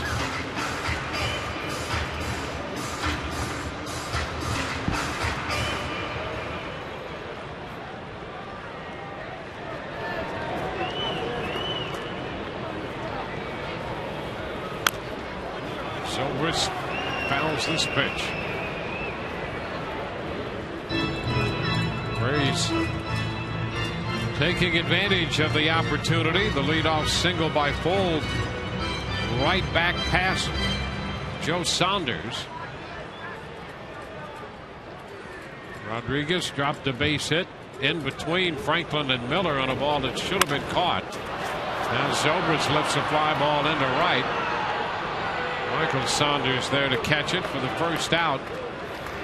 Myers lined the 2-run double up the left field line, and then the home run followed on the very next pitch.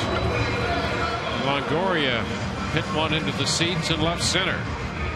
Yeah, and how about the turnaround? You go from Seattle bases loaded and a full count strikeout by Alex Cobb, turn it right around in the bottom of the 5th, and Tampa Bay opens up first 4 guys to the plate score.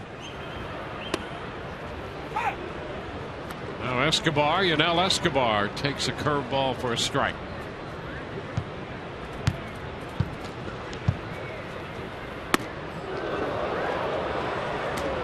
Close with the fastball, 1-1.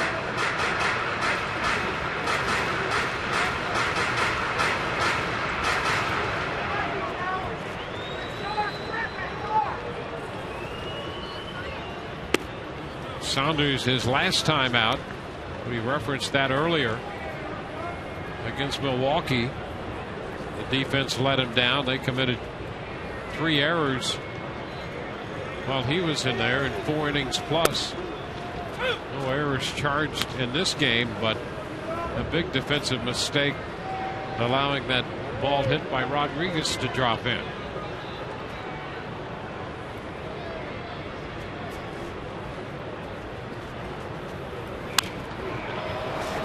And you say this, you say, well, you know, that ball, let's say he does catch it. Well, then Will Myers doubles in the corner and Longoria hits a home run anyway.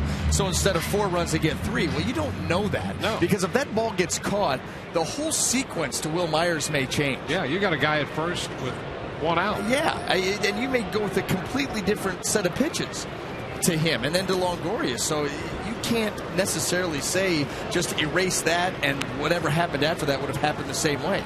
You don't know that.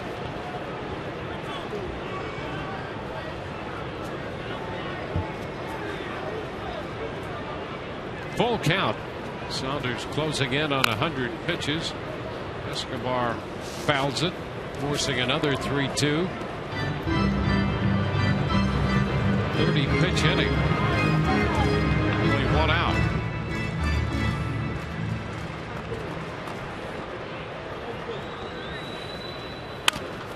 Chopper up the middle. That will get through. Escobar has a base hit. The 5th hit of the inning.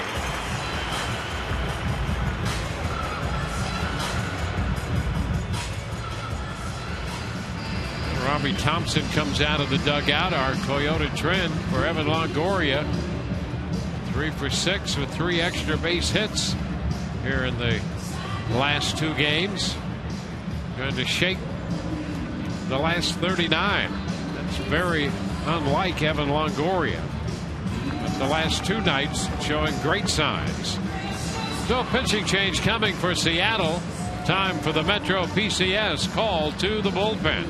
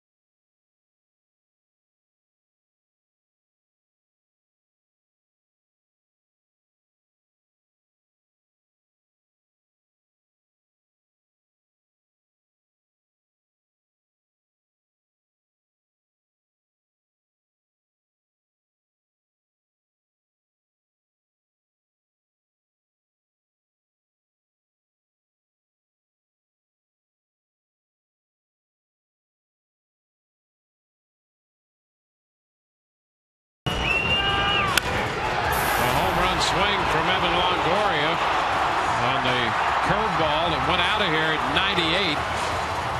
Curveball in the mid-70s.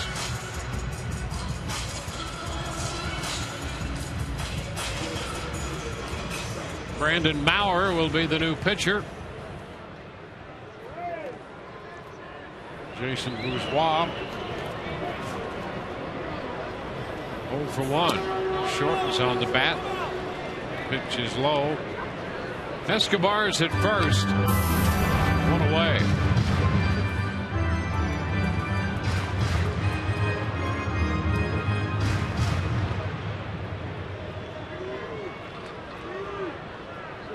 Ten starts for Maurer. 4th out of the bullpen.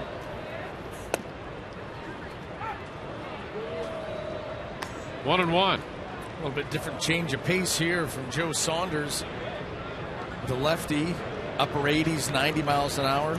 Occasionally will hop over that by just a little bit. But 95 mile an hour fastball here by Maurer.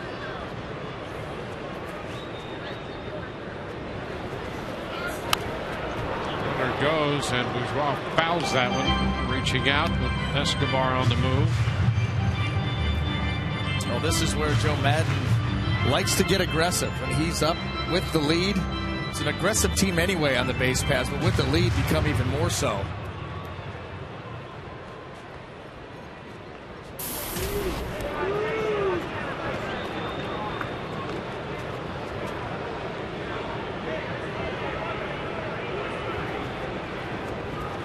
Hour ahead of Bourgeois. And the curveball got him after that heat, and then that 74-mile-per-hour curveball, tough to contend with. And he really pulls the string, and with a good break, tight spin, and you see Bourgeois commit, and that ball just off the table. Cannot stay back long enough or be able to dictate that break. Well, you see that curveball and the velocity, and you immediately know what the Mariners like about this guy. It's a matter of consistency and command for him. Loney swings through the fastball, strike one. Maurer was at Tacoma and went 3 and 4 in 10 starts there with a .521 earned run mark. Began the season, and the Mariners' rotation was 2 and 7 in 10 starts with a .693 as a starting pitcher.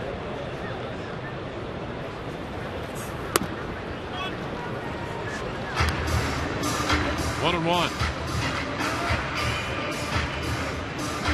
So if he can put some command to those pitches, the Mariners think they really have something.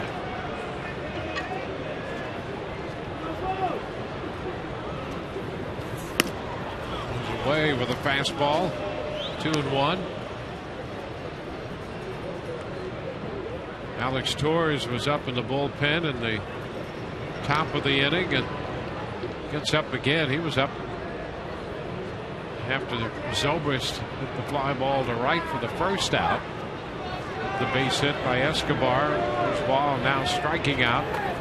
Loney fouls this one off his foot. The count is 2-2. Well, he definitely has the assortment of pitches that you need for a starting pitcher. In fact, you see a lot of guys just, fastball, breaking ball, off speed, changeup type pitch, but he's got the slider and the curveball to go along with the fastball changeup. But you're right, consistency of command and also the idea of being able to move your pitches around enough, come up with different sequences enough to get hitters out 3 or 4 times in a given game. That's also something that a young pitcher needs to learn. At this level anyway. He's used to doing that in the minor leagues, but a little bit different up here with the video, the adjustment that these hitters are able to make.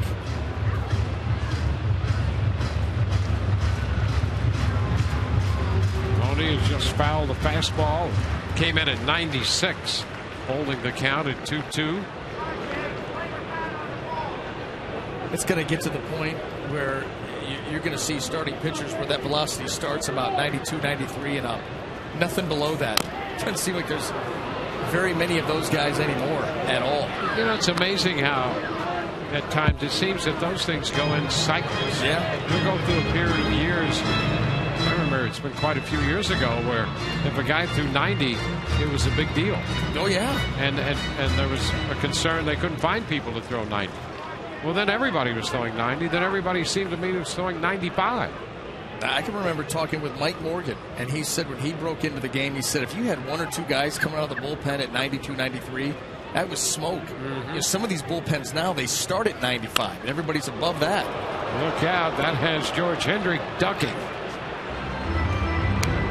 So George back up on 2 feet now.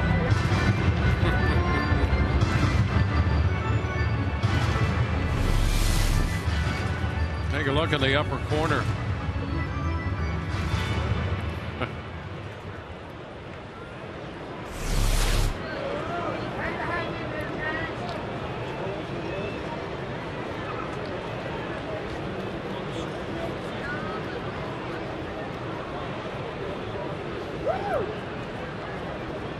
Still 2-2 to Loney.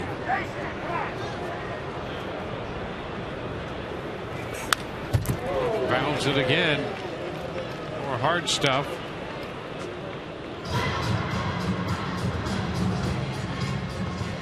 Everything back to normal over there for George Hendrick.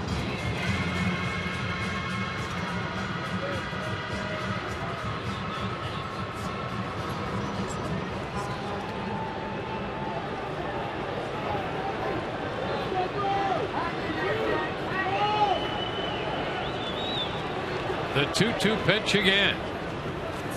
Driven into center field. Ackley is there to make the catch. 8 men come to the plate. The Rays score 4. 2 on the double by Myers and 2 on this blast by Evan Longoria. 5-1 Rays.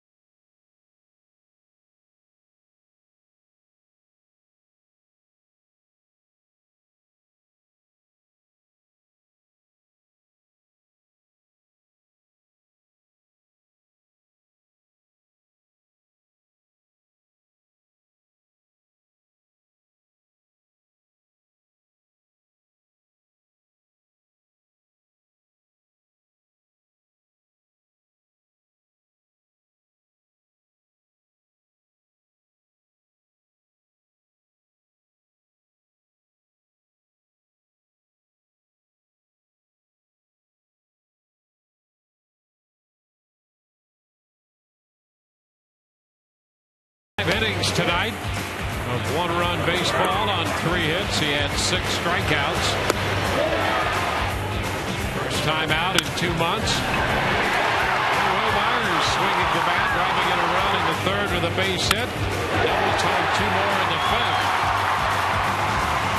And Evan Longoria got Myers home with 1 swing of the bat on Evan's 23rd home run of the season. So Myers and Longoria showing some very positive signs here the last 2 nights. We go to the 6th inning with the Rays holding a 5-1 lead. Alex Torres will take over on the hill, replacing the right-hander Alex Cobb. And the left-hander Alex Torres looking to get things back on track on that road trip. 2 appearances covering 3 1/3 innings. His gave up 5 earned runs. Only given up 1 earned run to that point. The number's still tremendous across the board. 37 2/3 innings of work.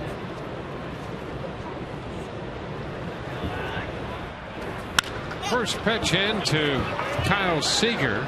Lofted high, not very deep, but very high into center, and Sam Fuld makes the catch. One pitch and one out. They get the number 3 hitter, and it brings up Kendrys Morales.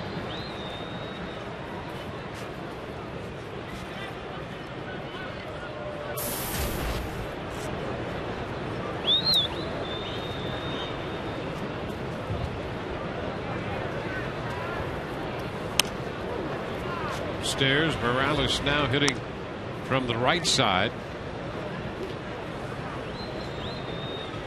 1 of 2 against Cobb. He had the infield hit against the shift. Lines it foul. That's going to be well foul out of play. It's 1-1.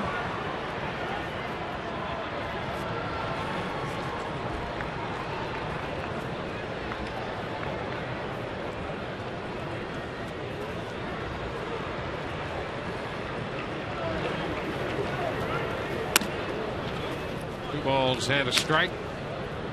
Alex Torres gave up a couple runs in an inning in the Sunday game against the Dodgers. For the longest, he was absolutely untouchable. Gave up 3 runs in 2 1/3, and the appearance he made in Arizona. Touch for a couple of outings there, giving up runs, proving that he is human after all. Boy, he had such a great run, an unbelievable run.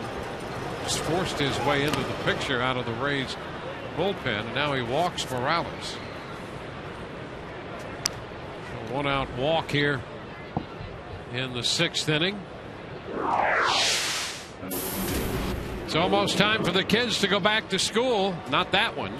Now they can be prepped with a Rays lunchbox given out when the Rays battle the Blue Jays this Sunday, August 18th.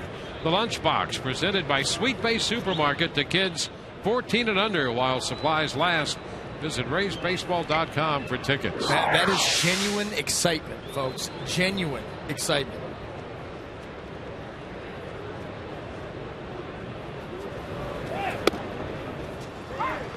Raul Ibanez takes a strike. Yeah, those are timeless photos. We might have to get some of those and put them up in the booth. I mean, with Todd Kalas, it's a treasure trove when he is out wandering. Swing and a miss. 0-2. Ibanez out in front. You talk about the run that Alex Torres was on. I mean, it was pretty simple. Fastball, changeup. Tremendous with those 2 pitches. An occasional slider. 1 ball, 2 strikes. But the one thing that he has shown us is that the arm speed on the changeup, I mean, second to none. There is absolutely no difference when he's going right. There is 0 difference. And in fact, at times it looks like that changeup he's trying to hump up on a fastball.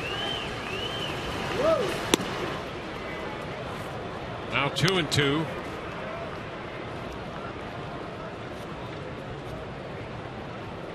Ibanez provided the Mariners with their run, but he hit number 25, a solo blast in the 2nd inning.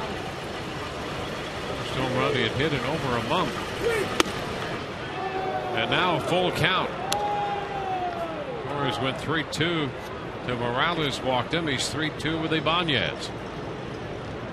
That's what hurt him on that road trip. In those 3 1/3 innings where he gave up the 5 earned runs, there were the 3 walks, 3 passes. That's something that he has been able to limit for the most part. And he gets a visit from Jose Lobaton before they make the 3-2 to Ibanez. The last thing you want to do is walk people here and let Seattle counterpunch the Rays with a 4-run 5th, build a 5-1 lead. And you want a team to have to earn it, to piece together an inning by swinging the bat, and have to put together 3-4 hits to get something done, not a couple of free passes in one swing. Fouled well out of play up the right side.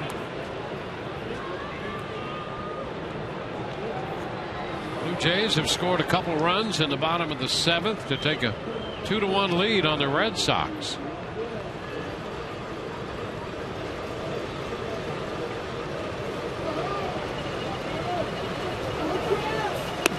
Swing and a miss. Ibanez missed the off-speed pitch. Big strikeout for Torres. 2 gone. Well, enticing the veteran to go out of the zone on a changeup. This pitch right here, ball 4, but it was close enough that Ibanez in a full count, not going to let that go by, and he gets caught.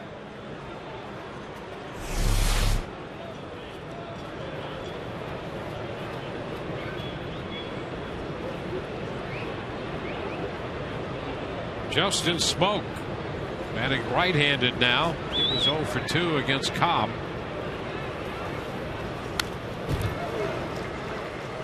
He fouls it. Change up. Smoak has had issues from the right side, but a little better this year, a little better overall, given the improved discipline at the plate. Foul ball takes the count to 0-2. Angels beat the Yankees today 8-4.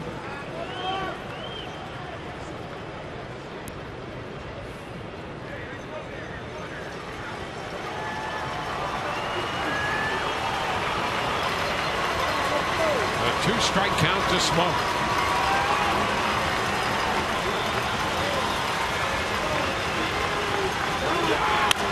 Up the middle, and right there is Zobrist to make the play, retiring Seattle in the 6th. Bottom of the inning coming, 5-1 Tampa Bay.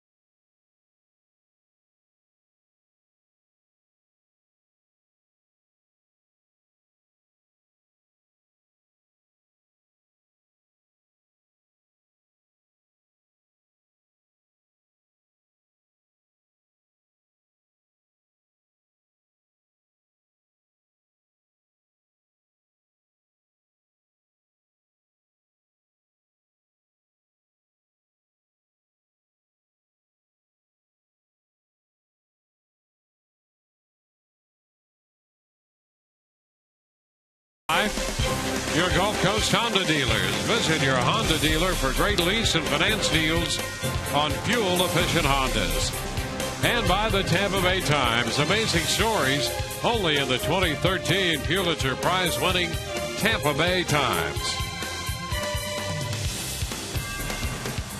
Rays hold a 5-1 lead in the wrap-up game of the series with Seattle. Jose Lobaton takes the first pitch outside. Joe Saunders worked 4 1/3, gave up 5 runs. Brandon Maurer came on to finish up the 5th. And he starts the bottom of the 6th.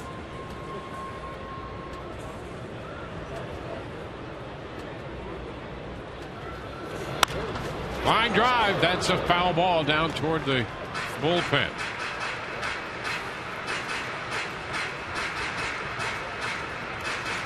Jamie Wright now throwing in the Rays bullpen.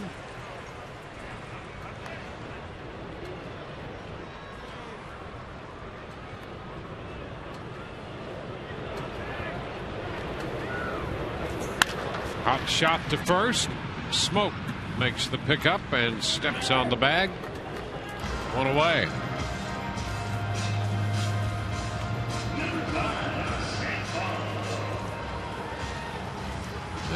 We'll get Sam Fuld to the plate. Sam made the start against the left-hander Saunders. He's been an important part of this game for the Rays.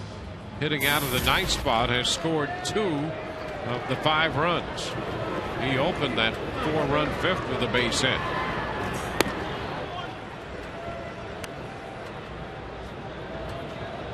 One ball, no strikes.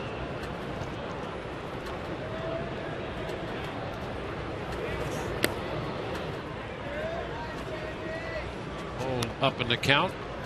Well, it's been pretty impressive with what the Rays have been able to do. You know, coming off that tough road trip, losing all 5 games, lose game 1 in this series, fall behind 4-1 in last night's game before coming back late, and then seemingly taking control of this game in the middle in what was a 1-1 game going into the 5th inning.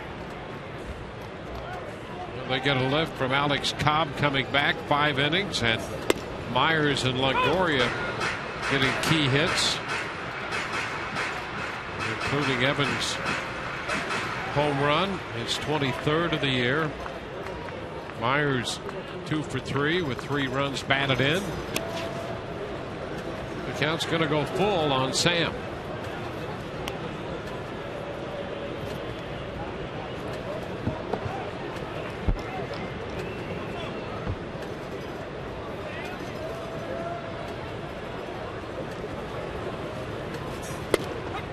Ooh, strike 3 call. Sam trying to coax the walk, but he's caught looking there on a 3-2 slider.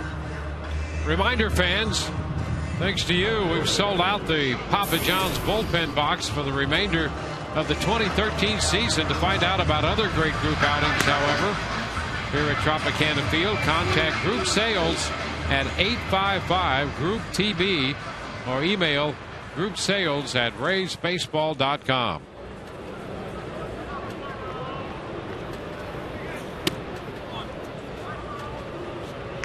One ball, no strikes.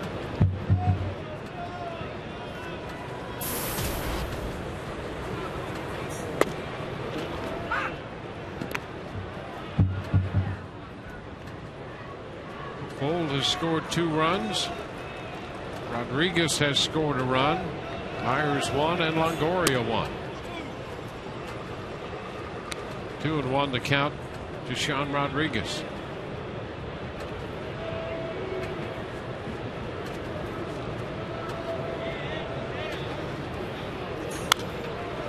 Foul back. 2-2.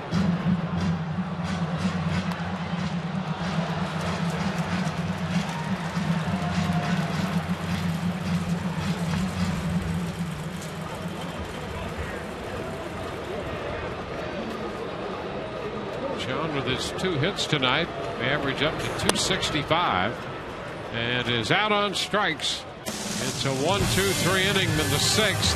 On to the 7th. 5-1 Tampa Bay.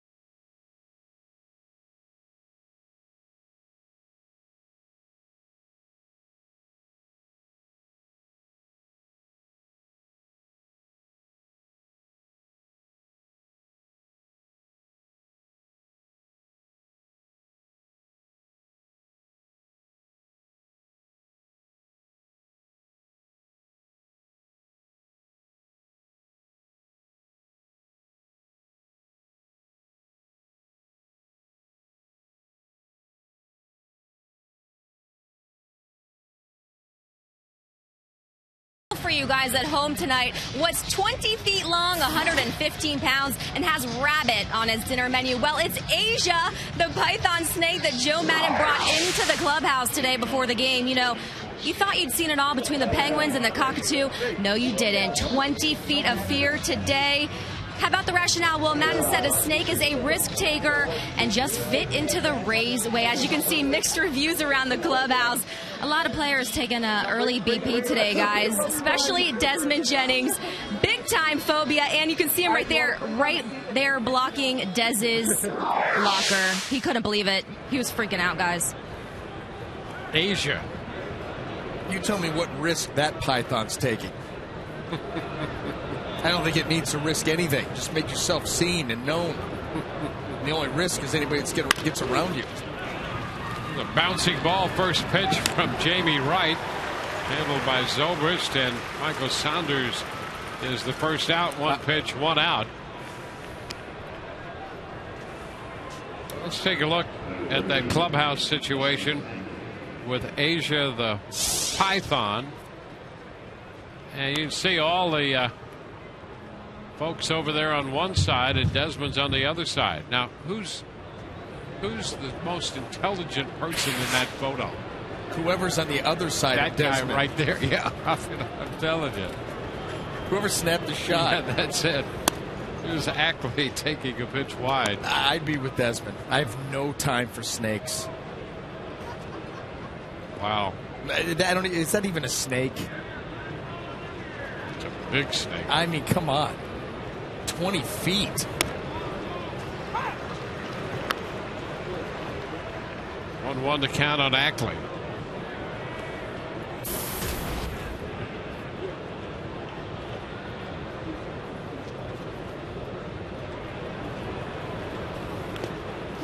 This one low.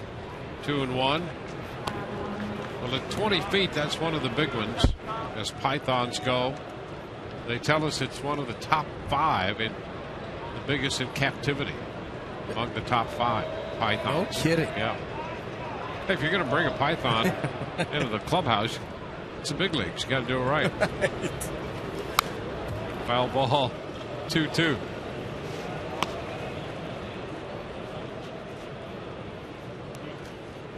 It's a big league python. Tomorrow's feeding day, by the way, for the snake. Maybe.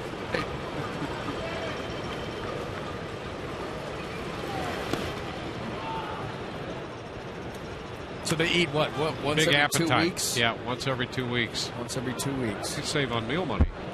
Truly. Except for that one day every 2 weeks. Yeah, they load then up. It's gone. They load up.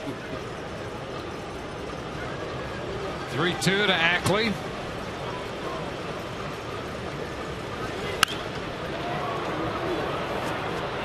Bourgeois in left. 2 gone. Yeah, Rays have had Penguins in the clubhouse. Of course, the Dodgers and the Cubs had one at one time. And now Parrots have a magician, DJs, salsa band, and python. Plantains. Oh, yeah. For Rodney. Yeah. Hanging plantains. Wow. Henry Blanco. Strike the count. Well, he just, for me, stay away from snakes and spiders that have fur. And if you're a rabbit, you should stay away from pythons. High foul ball down the right side, out of play. 2 strikes. In the middle of all this, we have breaking news. Yes, Dwayne. And Todd Callis is here to give us the latest. Todd? Joe Maddon said next homestand, guys, is going to be the best surprise of the year. He won't tell us what it is, but he did say Jeremy Hellickson gave him the idea, for what that's worth. Pretty interesting. This one is down. So Todd has the inside info that there's more to come on the next homestand in the Rays clubhouse. They can top the python, apparently.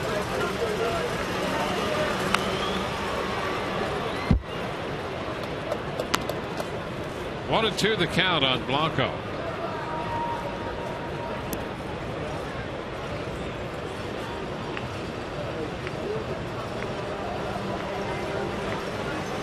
Rays broke a 1-1 tie with a 4-run fifth. We're in the top of the 7th. Jamie Wright following Cobb and Torres. And Blanco's out on strikes. Breaking pitch got him. 1-2-3 they go. Bottom of the 7th coming.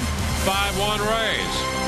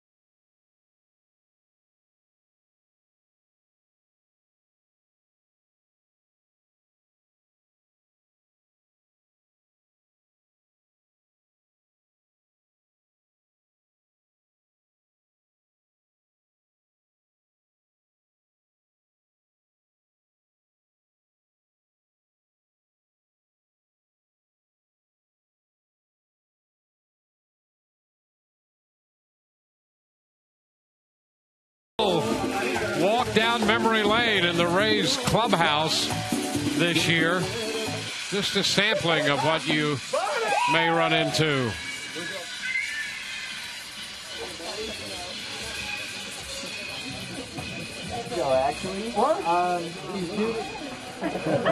So far, Asia, the latest edition, 20-foot python.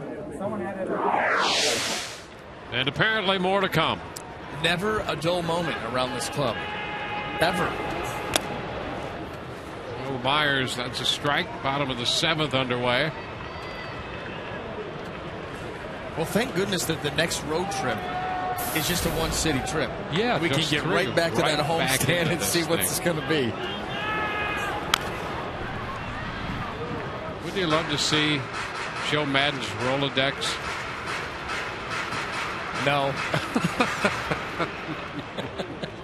Oh, let's see. Let's file through here and see what we have next.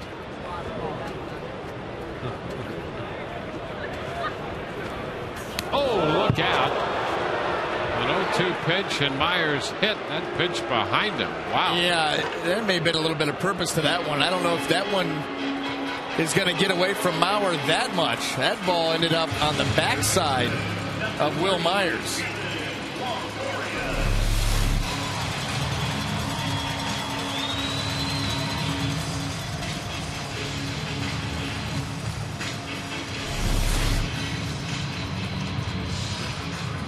So Myers at first.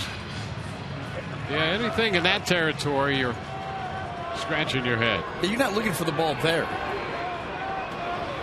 Longoria. Pitch in.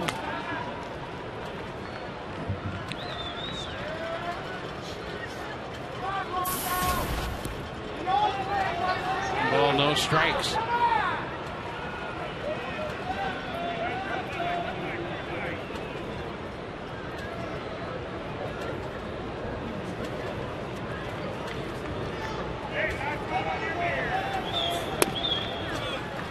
Pitch is down. 2-0.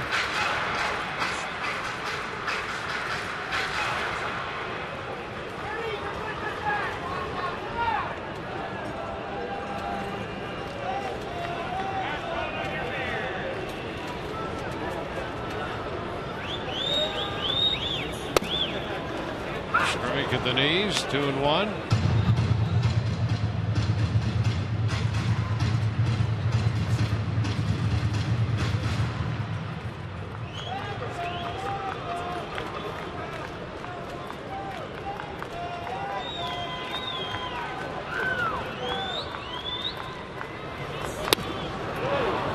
Take the count to 2-2 to Evan.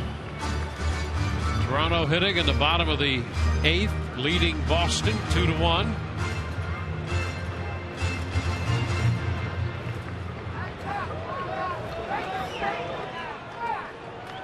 Oakland beat Houston today in Oakland 5-0.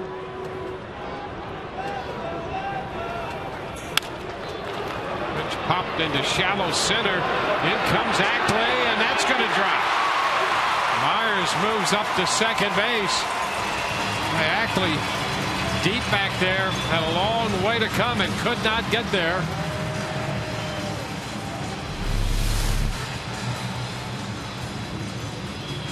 Ball in the air a long time, though. That's exactly right. And another one that you feel probably should have been caught, but no one gets there.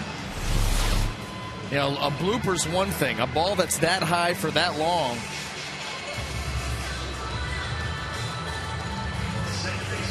So just like that, the Rays have another threat. 2 men on with nobody out.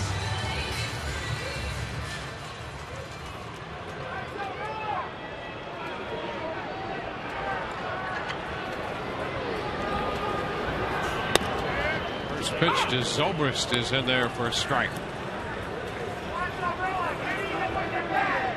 Well, the Rays would like to do nothing more than add on right here and obviously get out of grand slam range.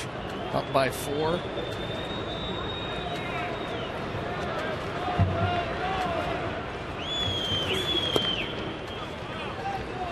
Ball is low. 1-1.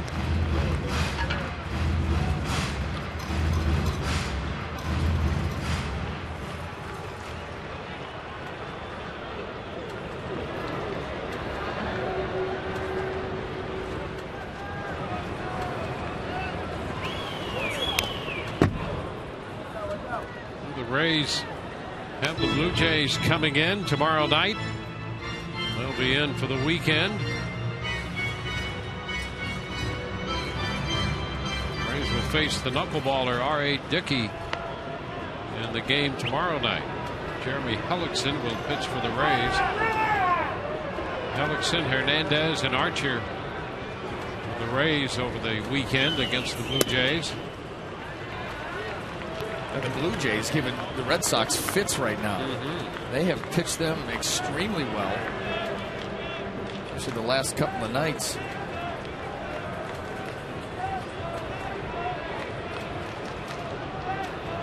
They're one of those teams that were part of the poll yesterday. You're going to try to play spoiler down the stretch, and they'll have a lot to say with all the games they're going to play within the division. 2-2 curveball is fouled. Well, see how far this thing goes, but the Rays actually will close the regular season on the road in Toronto against the Blue Jays.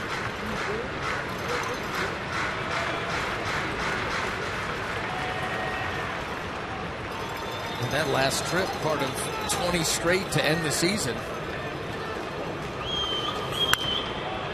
Zobrist stays alive, fouling the fastball out of play. Yeah, a lot of interesting baseball to come. The Rays with Toronto in over the weekend, and that 3-game trip to Baltimore, and just like that, we get back home. The Yankees come in, the Angels. Then the Rays have one more long trip out west. Oakland, the Angels, and Seattle. And regardless of who you're playing, those trips are always a challenge.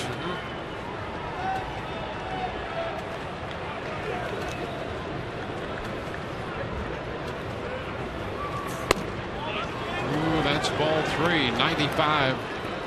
Full count. Yeah, and Mauer, there was just a little bit of action on that pitch, taking it back towards the inside corner. This is close.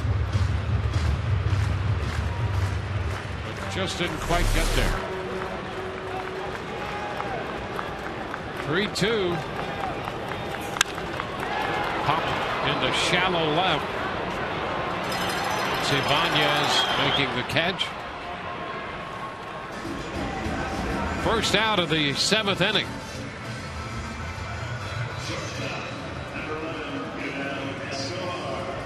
Mauer's in relief of Joe Saunders, who gave up 5 runs in 4 1/3, including the 23rd home run of the year hit by Evan Longoria.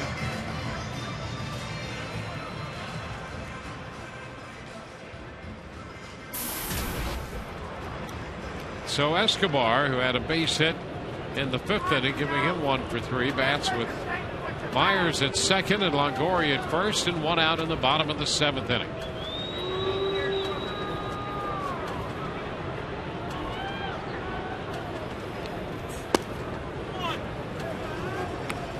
All no strikes.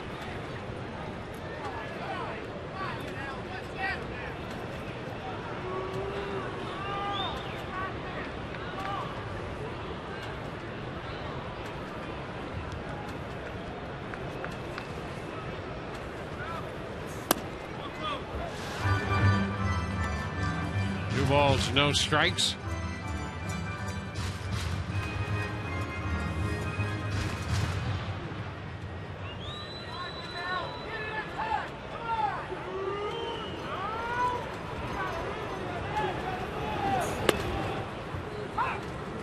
Bauer finds the zone. 2-1.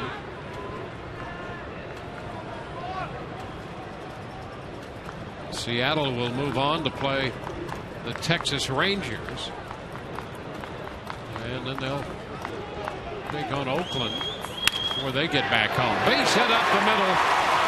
Myers rounding third on his way to the plate. The Rays get their 6th run of the night on Escobar's base hit. Well, that's the one thing that the Rays have done tonight, is capitalize on Seattle mistakes. First of all, Mauer throws that ball, hits Will Myers, throws it almost behind him. The little bloop fly ball by Evan Longoria that drops in, and the Rays cash in once again with an Escobar base hit up the middle, and they do add on to that lead. So the Rays have a 5-run advantage. Jason Bourgeois will be lifted for the pinch hitter Matt Joyce, with the right-hander Mauer on the hill. Opportunity here for Joe Maddon to get Matt Joyce another at-bat. He's been swinging the bat very well recently after going through a tough stretch. 2 hits and 2 runs scored last night, including an RBI single in the 9th to tie the game when he punched an 0-2 pitch through the middle of the drawn-in infield. And so when you see you got a guy swinging the bat hot like that, you'd love to get him in the lineup, but the breakout on Saunders was so heavily favoring the right-handed hitter that you understand why Matt Joyce is not in the lineup. However, you get the opportunity to get him in there and keep him seeing live pitching and swinging. Here you go. Yeah, that's an important part of managing that Joe Maddon does a good job of, getting these guys at bats, because he's going to use that whole bench, as we know, the mix and match approach for the Rays, depending on pitchers and situations and ballparks and the type of pitcher. You have got to keep guys fresh. You've got to keep them sharp. And that's the balancing act. That's why it's not called a head coach. That's why you're a manager. You're a manager of people, a manager of situations, a manager of your roster. There's a lot that goes into it.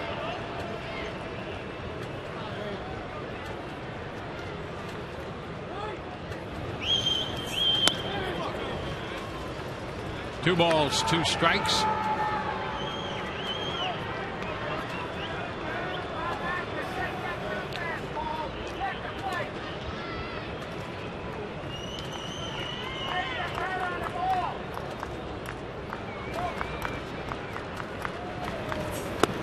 Cut and a miss. So Matt Joyce missed the slider 2-2. And is out number 2. 4th strikeout for Mauer. Well, you can see again what they like about Mauer, and you can see the challenge he has. Great stuff.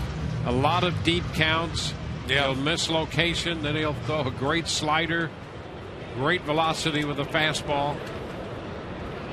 A lot of potential there. You know, it'll be interesting to see with his continued development if they don't hone those breaking balls and try to give him just one.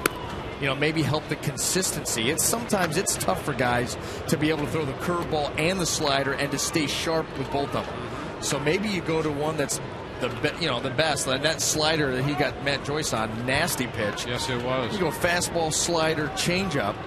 There you go. You know, it'll be interesting to see how that plays out over time. 1-0 the count to James Loney. It's fouled away.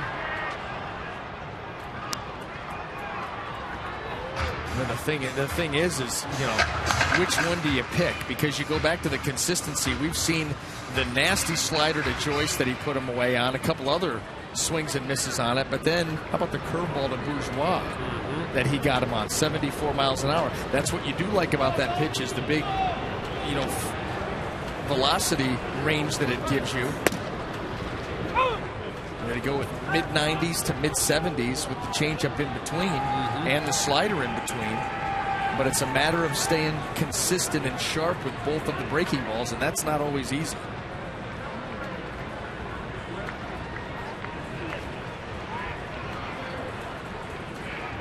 The 1-2 to Loney.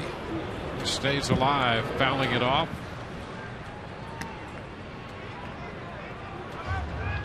Well, from what we've seen of their bullpen and seeing Medina in the first 2 games of this series, good arm and a good hard curveball, but again, controlling all that, keeping it where you want to keep it is the issue. He's a guy that could go out 3 strikeouts, 3 walks. I mean, we almost did it last night. Yep.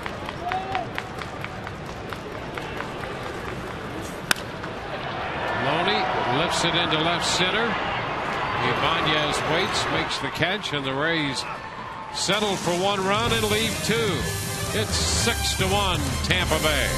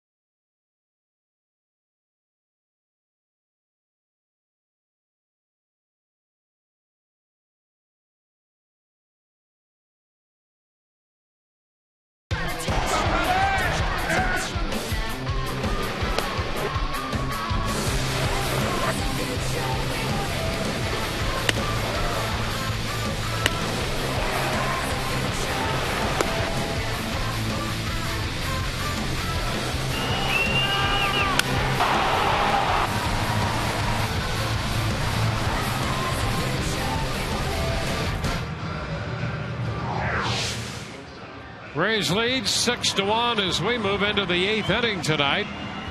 Jamie Wright had a 1-2-3 7th. He'll pitch the 8th with the top of the order Brad Miller due. Sean Rodriguez moves to left field and Matt Joyce goes into play right. And a big cut and a miss. Miller taking a rip Strike one. Miller 0 for 2 with a walk tonight. There's Matt Joyce in right field.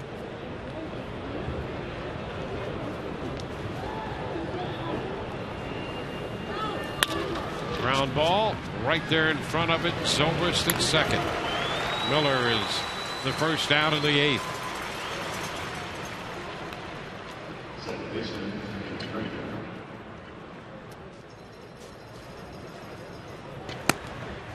Wesley Wright busy in the bullpen for the Rays.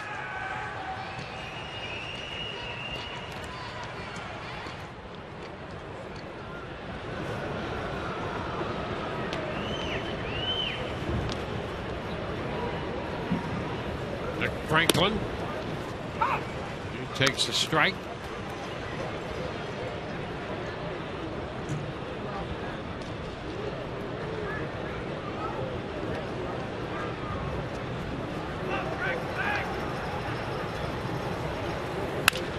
Line drive going to be over the outstretched glove of Zobrist and into right.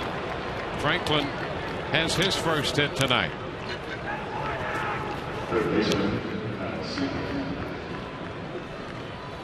Fourth hit picked up by Seattle.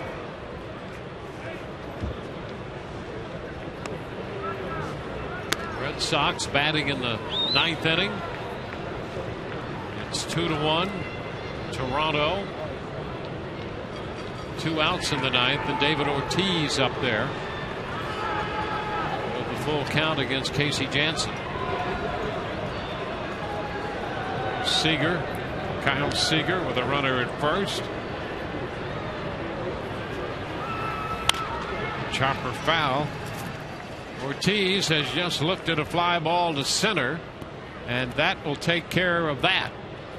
The Blue Jays beat the Red Sox tonight 2-1. So the Rays, who had pulled to within 3 with a win last night, have a chance to pull to within 2. And the most encouraging thing about that, obviously making up ground is huge, but that would Rays are able to hold on here even up in the loss column. And that's what you want. You can be trailing, that's fine, but if you're even in the loss column, you can make those games up. And then it's truly up to you. That's right. That's exactly right. Control your own destiny.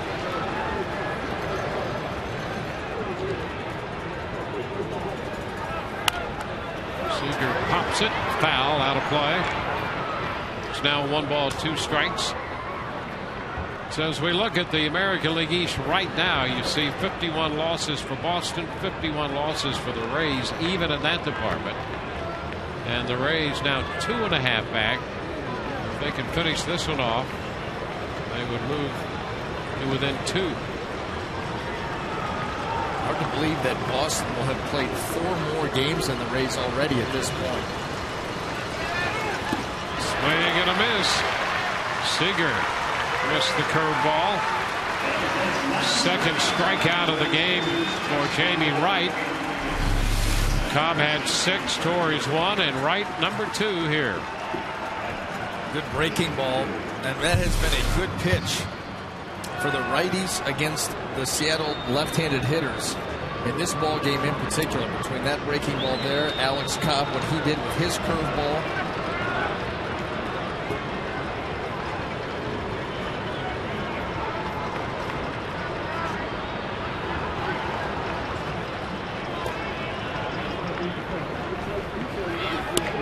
Morales,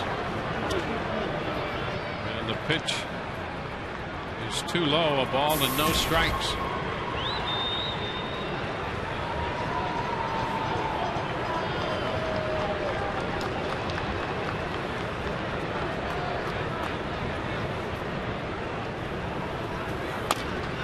Chopper foul up the right side.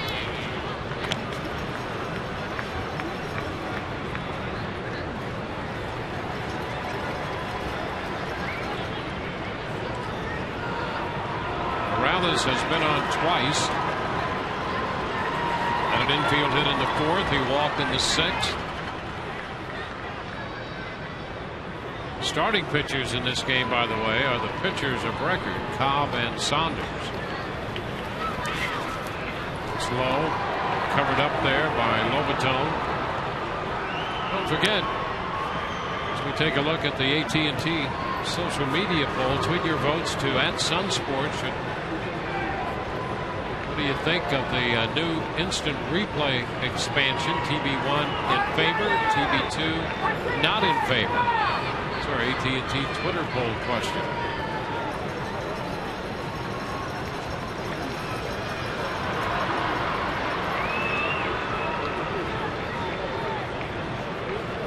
No room to be undecided in that poll question.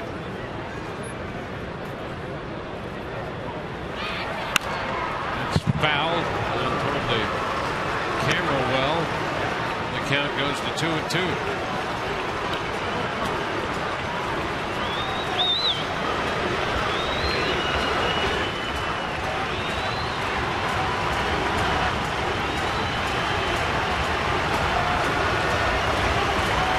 Two balls, 2 strikes.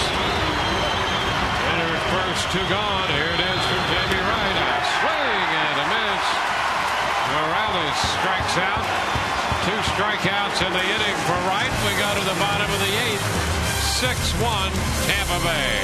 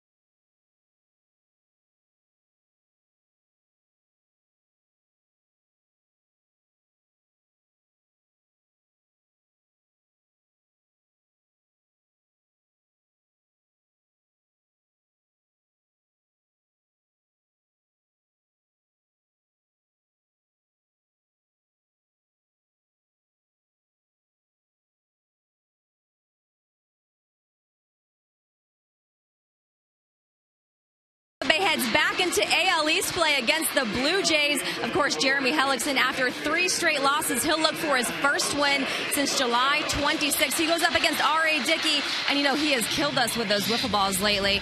And of course, tonight, the post-game show presented by Checkers. I'm not going to jinx it, guys, but I'll be in the clubhouse asking some questions, and you know I'm going to mix some Python ones in there as well. Of course, Dwayne and BA, you guys will have a breakdown, and Todd and Orestes steer the ship. Yeah, but don't take your pet rabbit in there. We go to the bottom of the 8th. Carter caps the new pitcher. First pitch misses to Jose Lobatone. 1 ball, no strikes.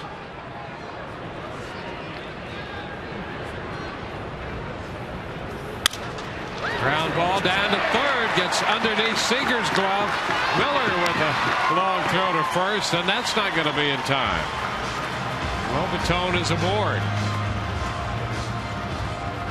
Well, a chance here for Kyle Seager to make this play. Once that ball is able to squeeze under the glove, you see right there, he just pulls up a little bit early, anticipating a higher hop. That leads to a raised base runner.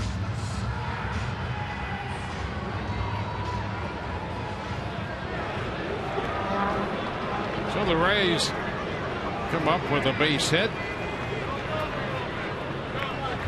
Sample. Camps in with the fastball at 94. Myers in double figures with 10 hits.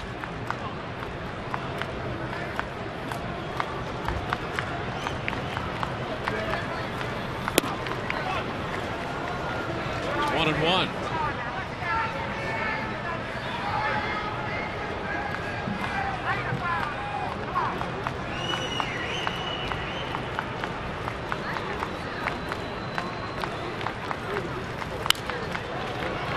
Pops it up. Miller, the shortstop, makes the catch.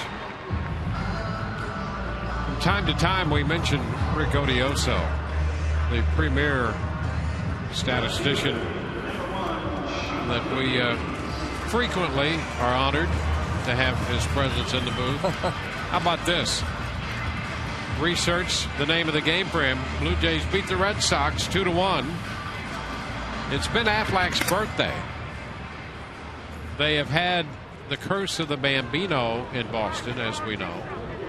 And Affleck, a big Boston Red Sox fan, he's 41 years old today. And apparently there is a curse, the Ben Affleck curse of his birthday. Because since he won the Oscar, on the writing Oscar for Good Will Hunting, the Red Sox have not won on his birthday since 1997. But Sean Rodriguez flies out to right. 2 gone here in the 8th. So that's a run of 16 years. 16 years. So let me get this straight. Affleck wins writing Oscar for Good Will Hunting. Yeah, and he's, as we know, a devoted Red Sox fan. Huge. That was in 97. Yep. Today's his birthday. And since that time, the Red Sox are 0-for. They are 0-for. Yeah. Actually, they're 0-14. They've had 2 days off on his birthday. Okay. You know what? Now Odioso's just showing off. Now he's just showing off. A little chopper foul by Will Myers. You notice he's rolled the sleeves up on his shirt, too, flexing over there in the corner. Oh, yeah. And as cool as a cucumber.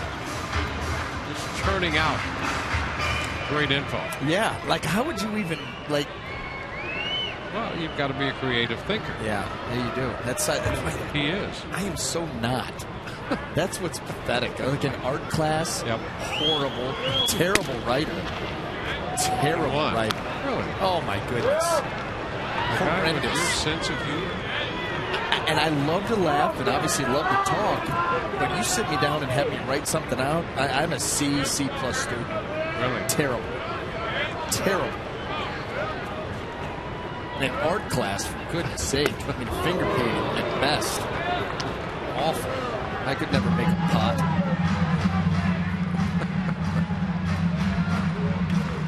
Never really needed one. You can buy one. Myers missed the slider. It's 1-2. 2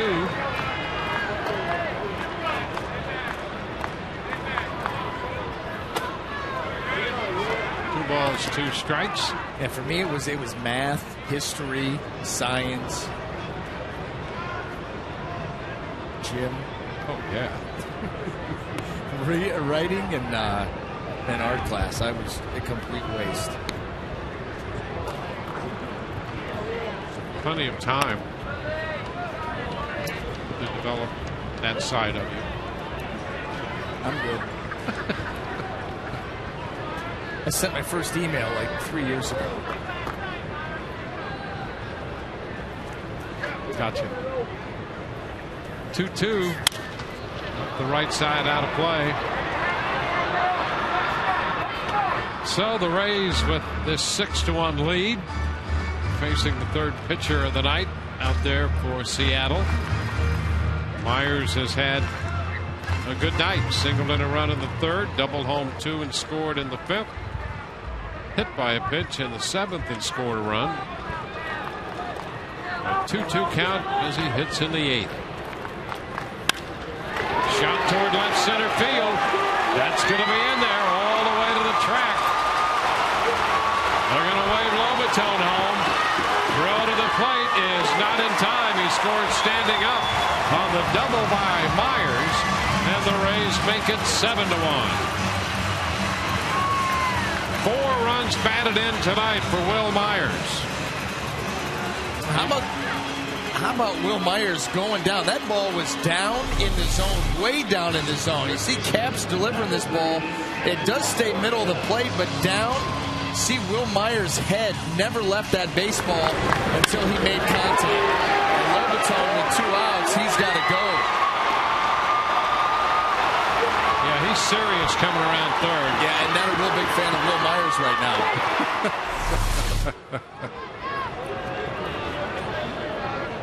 It's Evan Longoria. Fastball 97 for a strike. Well, Myers last night snapped the 0 for 15 with a 2-run homer in the 6th. And he's followed that up with a very good night tonight, driving in 4 runs. With a single, 2 doubles, hit by a pitch, and a run scored then. 2 runs scored overall. 0-2 the count to Longoria.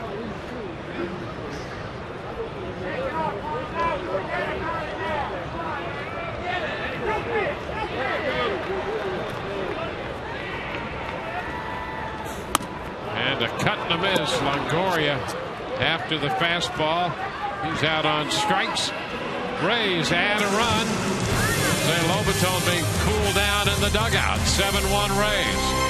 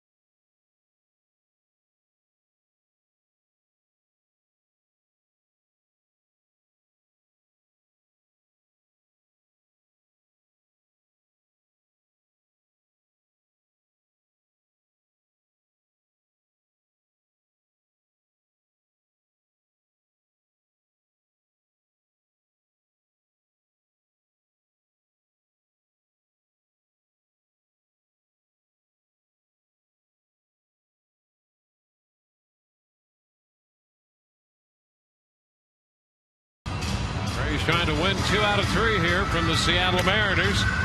This copyrighted telecast presented by authority of the Tampa Bay Rays may not be reproduced or retransmitted in any form, and the accounts and descriptions of this game may not be disseminated without the express written consent of the Tampa Bay Rays. Wesley Wright will take over on the hill as we go to the 9th inning. Jamie Wright pitched 2 scoreless innings, so 1-hit baseball and picked up 3 strikeouts. And Wesley Wright making his 2nd appearance in a Rays uniform. Raul Ibanez leads it off here in the 9th inning. Ibanez has accounted for the Seattle run with a home run in the 2nd.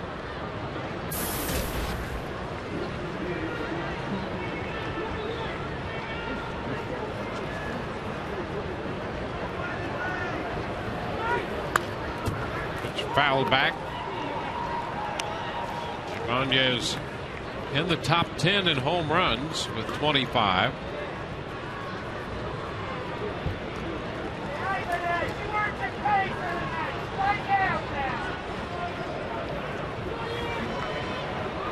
Wesley Wright coming to the Rays from Houston. Line drive and a base hit into left center. Bold over to cut it off. And Ibanez has his 2nd hit tonight. Nice job of staying on that breaking ball and shooting it the other way by Ibanez. And Wesley Wright, You mentioned coming over from the Houston Astros. Now one of 4 left-handers in the bullpen for the Rays, and he is certainly going to get some opportunities coming out of that bullpen. Joe Maddon wants to use him as a lefty specialist. Obviously, will get his opportunities to face the occasional righty like this right here. Justin Smoak, switch hitting first baseman, looks at a strike. Oh, he's no stranger to a heavy workload either, much like Joel Peralta in a lot of games. Wesley Wright in a ton of games also. Second as a Ray, 56th overall. Chopped to third. Longoria takes it to second for 1. First base 2. Longoria, Zobrist, Stallone. I like how Ben Zobrist over there at second base stays in there to get the throw and then clears second base to be able to set his feet and make the strong final throw to first base. And get out of the way, get the throw on its way.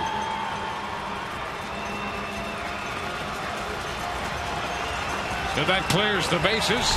They're empty with 2 outs. Michael Saunders, the right fielder, stepping in.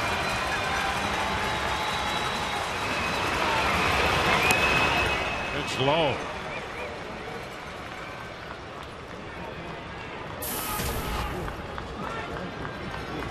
Rays an 11-hit attack tonight. 7 runs, 4 driven in by Will Myers.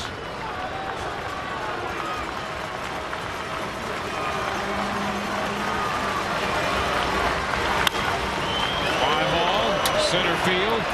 Cole turns completely around, comes right back and makes the catch to end this game, and the Rays have taken 2 out of 3 from the Seattle Mariners. It's a 7-1 final tonight.